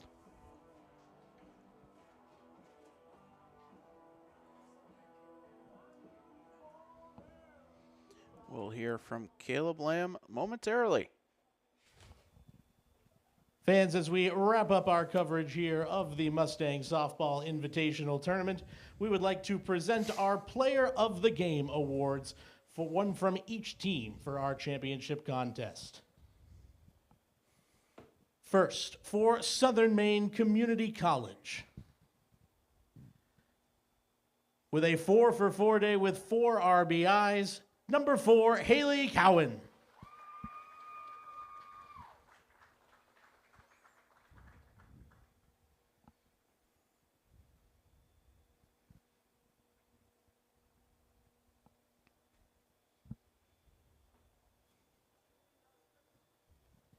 And for the University of Maine at Augusta Moose, having gone 2 for 3 with 3 RBIs, let's welcome in Aubrey Peer.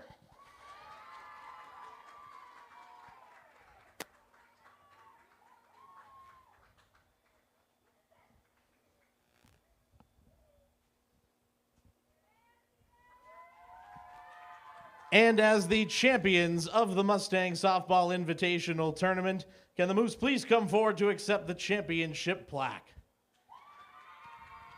We wish both teams well as they prepare for the USCAA Small College World Series National Selections Show, which will be happening tomorrow at 12:30 p.m. Good luck to both teams, potentially on the national stage. All right, thank you, Caleb.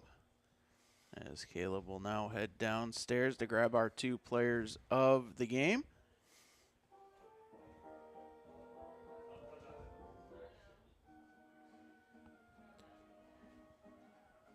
Also, we're getting things ready upstairs.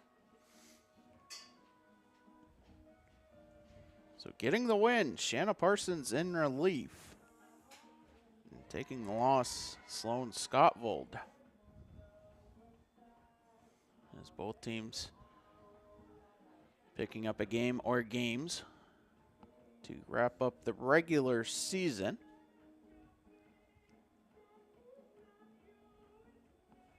And as Caleb Lamb said, tomorrow 12:30 will be the USCAA Small College World Series Selection Show for softball. Baseball will be at noontime.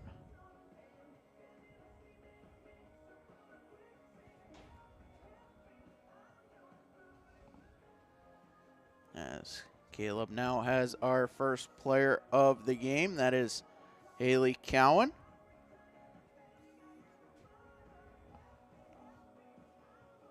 We will send it down to Caleb.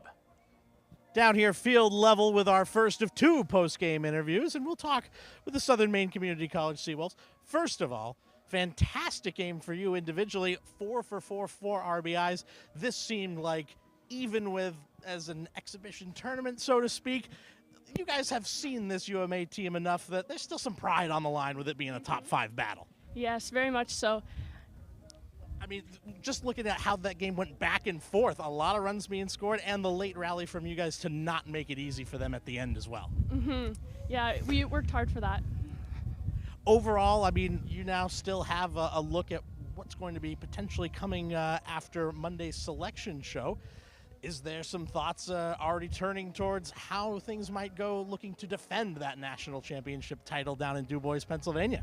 Well, we're really hoping to go, and we're hoping to do well, so we're going to work our hearts off, our butts off. We're going to kick ass.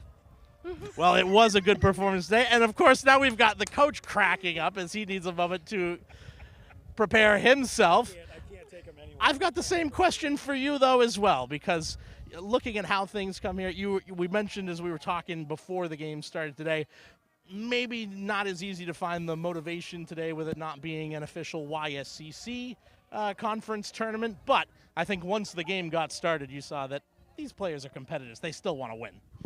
Yeah, I mean, both teams, we've split pretty much all season. You know, UMA is a good squad. You know, again, though, we're gonna go back to the lab this week. We're prepping to go to Du Bois and defend that title, and these girls are gonna work hard and be ready to go when we get down there. And who knows, depending on how the cards fall or the dice lay out for you, you might see this team again on the national stage across from you. It's been, as you said, two teams that have been very evenly matched throughout the season. That sometimes can be a good thing to have to help you prepare over the course of the year. It is. It helps us get ready. You know, when you go to Du Bois, the competition down there it's the best in the country. It's the best in the country, you know, and to have the opportunity to have a squad like UMA in our conference and be able to play them all year, I think it really bodes well to get these girls ready to go and in that competition mode. You know, so a lot of times, you know, you play some teams and, you know, you blow them out. You know, you win by a lot, but, you know, it's nice to have a team in conference that we can compete against and really give us, you know, the opportunity to prep like we're in Du Bois. Well, Coach, we wish you well, and congratulations once again, Haley Cowan, on her Player of the Game award. We'll step aside for just a moment and then bring over our other post-game interview from UMA in just a minute. All right, Caleb, thank you very much. As Caleb Lamb's going to get head coach Heath Cowan as well as Aubrey Peer to talk with post-game and wrapping up the last little bit of our college season, Rob Munzing. Well, it's been a great season. Thanks so much, all the fans watching, and all your positive comments and how you support your student athletes, the families out there. Really appreciate it. So now Caleb has our second player of the game. We're going to send it down here. Caleb, take it away. And with our final interview to wrap things up here for the Mustangs Softball Invitational Tournament, first we turn to our player of the game from the UMA side of things. Aubrey Pierre, fantastic game for you guys. Things did get a little close, though, towards the end. Not that it sounds like it was much of a surprise with how evenly matched these two teams have been throughout the season. Agreed. It was a really tough game for us, and I think we really pulled through, and we stayed up in the dugout the entire time. I'm very proud of my team with how energetic they were, and I just think we were all there for each other. Even though we got down by 5 at a point, we came back, we gave 5, and that was awesome for us. Now, obviously, this is a relatively new program for you guys up in Augusta, but I think that has seen a lot of returners and has built a lot of chemistry. From what we saw last year to this season, this seems like a very tight-knit crew. We are an incredibly close team. We all love each other. I don't think there's a single person on this team that would disagree, and I think that really helps us stay together as a team and keep each other up, and I love this team so much. And obviously, there's now turning the attention to Monday's selection show from the USCAA, with both these schools being ranked in the top 5 nationally. I would say the odds are pretty good about seeing both the names come up there. What are the thoughts about looking forward towards the national stage potentially to show your stuff at the end of the year here? I think we're all pretty nervous, but I feel like if we keep the energy up and we keep the confidence and we go in there knowing that we are a very good team, I think we're good. And I think everybody would agree. I don't think you'll get anyone disagreements on that. And, of course, we'll talk with Heath Cowan, who I'm sure would like to agree with that because, like I was just talking about there a moment ago, might be a new program. It has been very quick success, and this is a team that looks like it is ready to compete on the national stage. Well, I mean, the reality of the situation is exactly what I told them. To go from a first-year program where we didn't know if we're going to have enough people to have a roster makes the recruiting pretty difficult, right? We got to get some good softball players to come in, and, well, can you guarantee us games? Well, not yet. I need 9, right? 7-13 last season, really didn't compete very much, certainly against us. And then I think we're like 28 and 8 now, 28 and 9. We have the most wins in the USCAA as a second-year program. We beat the number 2 team in the country now 6 out of 9 times. So, for them to doubt themselves is just, kind of blows my mind a little bit. But I couldn't be prouder of that group for what they've accomplished in the second year. I mean, obviously, this would be uncharted territory for anybody making their first appearance, but for you guys being such a new program still, do you look forward to that now that everything for the regular season has concluded? And how do you try and prepare, being perhaps, hopefully, assuming that the name comes up on Selection Monday, for a first trip down to DuBois, PA? Yeah, I mean, it's going to be exciting. I want them to enjoy it, but I also want them to understand that they should be going down there not just to collect the free T-shirt, right? I mean, with what we've done against SM, what we've done against some of the Division III schools in our state, like our expectations should be to go down there and compete. Whether we win, whether we lose, they're all going to be great teams down there, but we have the talent, we have the pitch, and we certainly have the hitting to go down there and compete at the national stage. Wish you very good luck on that, Heath. Thank you very much for the time. And that's going to wrap up a very busy weekend of ball here in Auburn, Maine, with baseball and softball tournaments concluding. Rob and Patrick, how about you put a bow on the season of broadcasting from Central Maine here this year? All right, Caleb, I think we can do that, Rob. Rob, some last thoughts. Well, I just want to thank everybody for all the support, all the fine folks here at CM. This is our last game. I think we did about 200 games down here this year. And as I said, I love the kids in this league and all their sports. They play for all the right reasons. They're wonderful representatives of their schools. And we'll take a little bit of time off and recharge, and we'll hit the fall on the fly, like we always do, and look forward to another great 2026-2027 streaming schedule here in the YSCC with our wonderful folks down here at Central Maine Community College. I want to wish all the seniors who are graduating from all the schools that we've covered the very best of success, a happy graduation season to all, and continued success. All the lessons that you have learned on the fields of play will really set you well for your future. So good luck, everybody. All right, for executive producer, Mr. Rob Munzing, you Ontario, Caleb Lamb, everybody that's made this happen here this weekend in one form or another, my name's Patrick Dexler. I say so long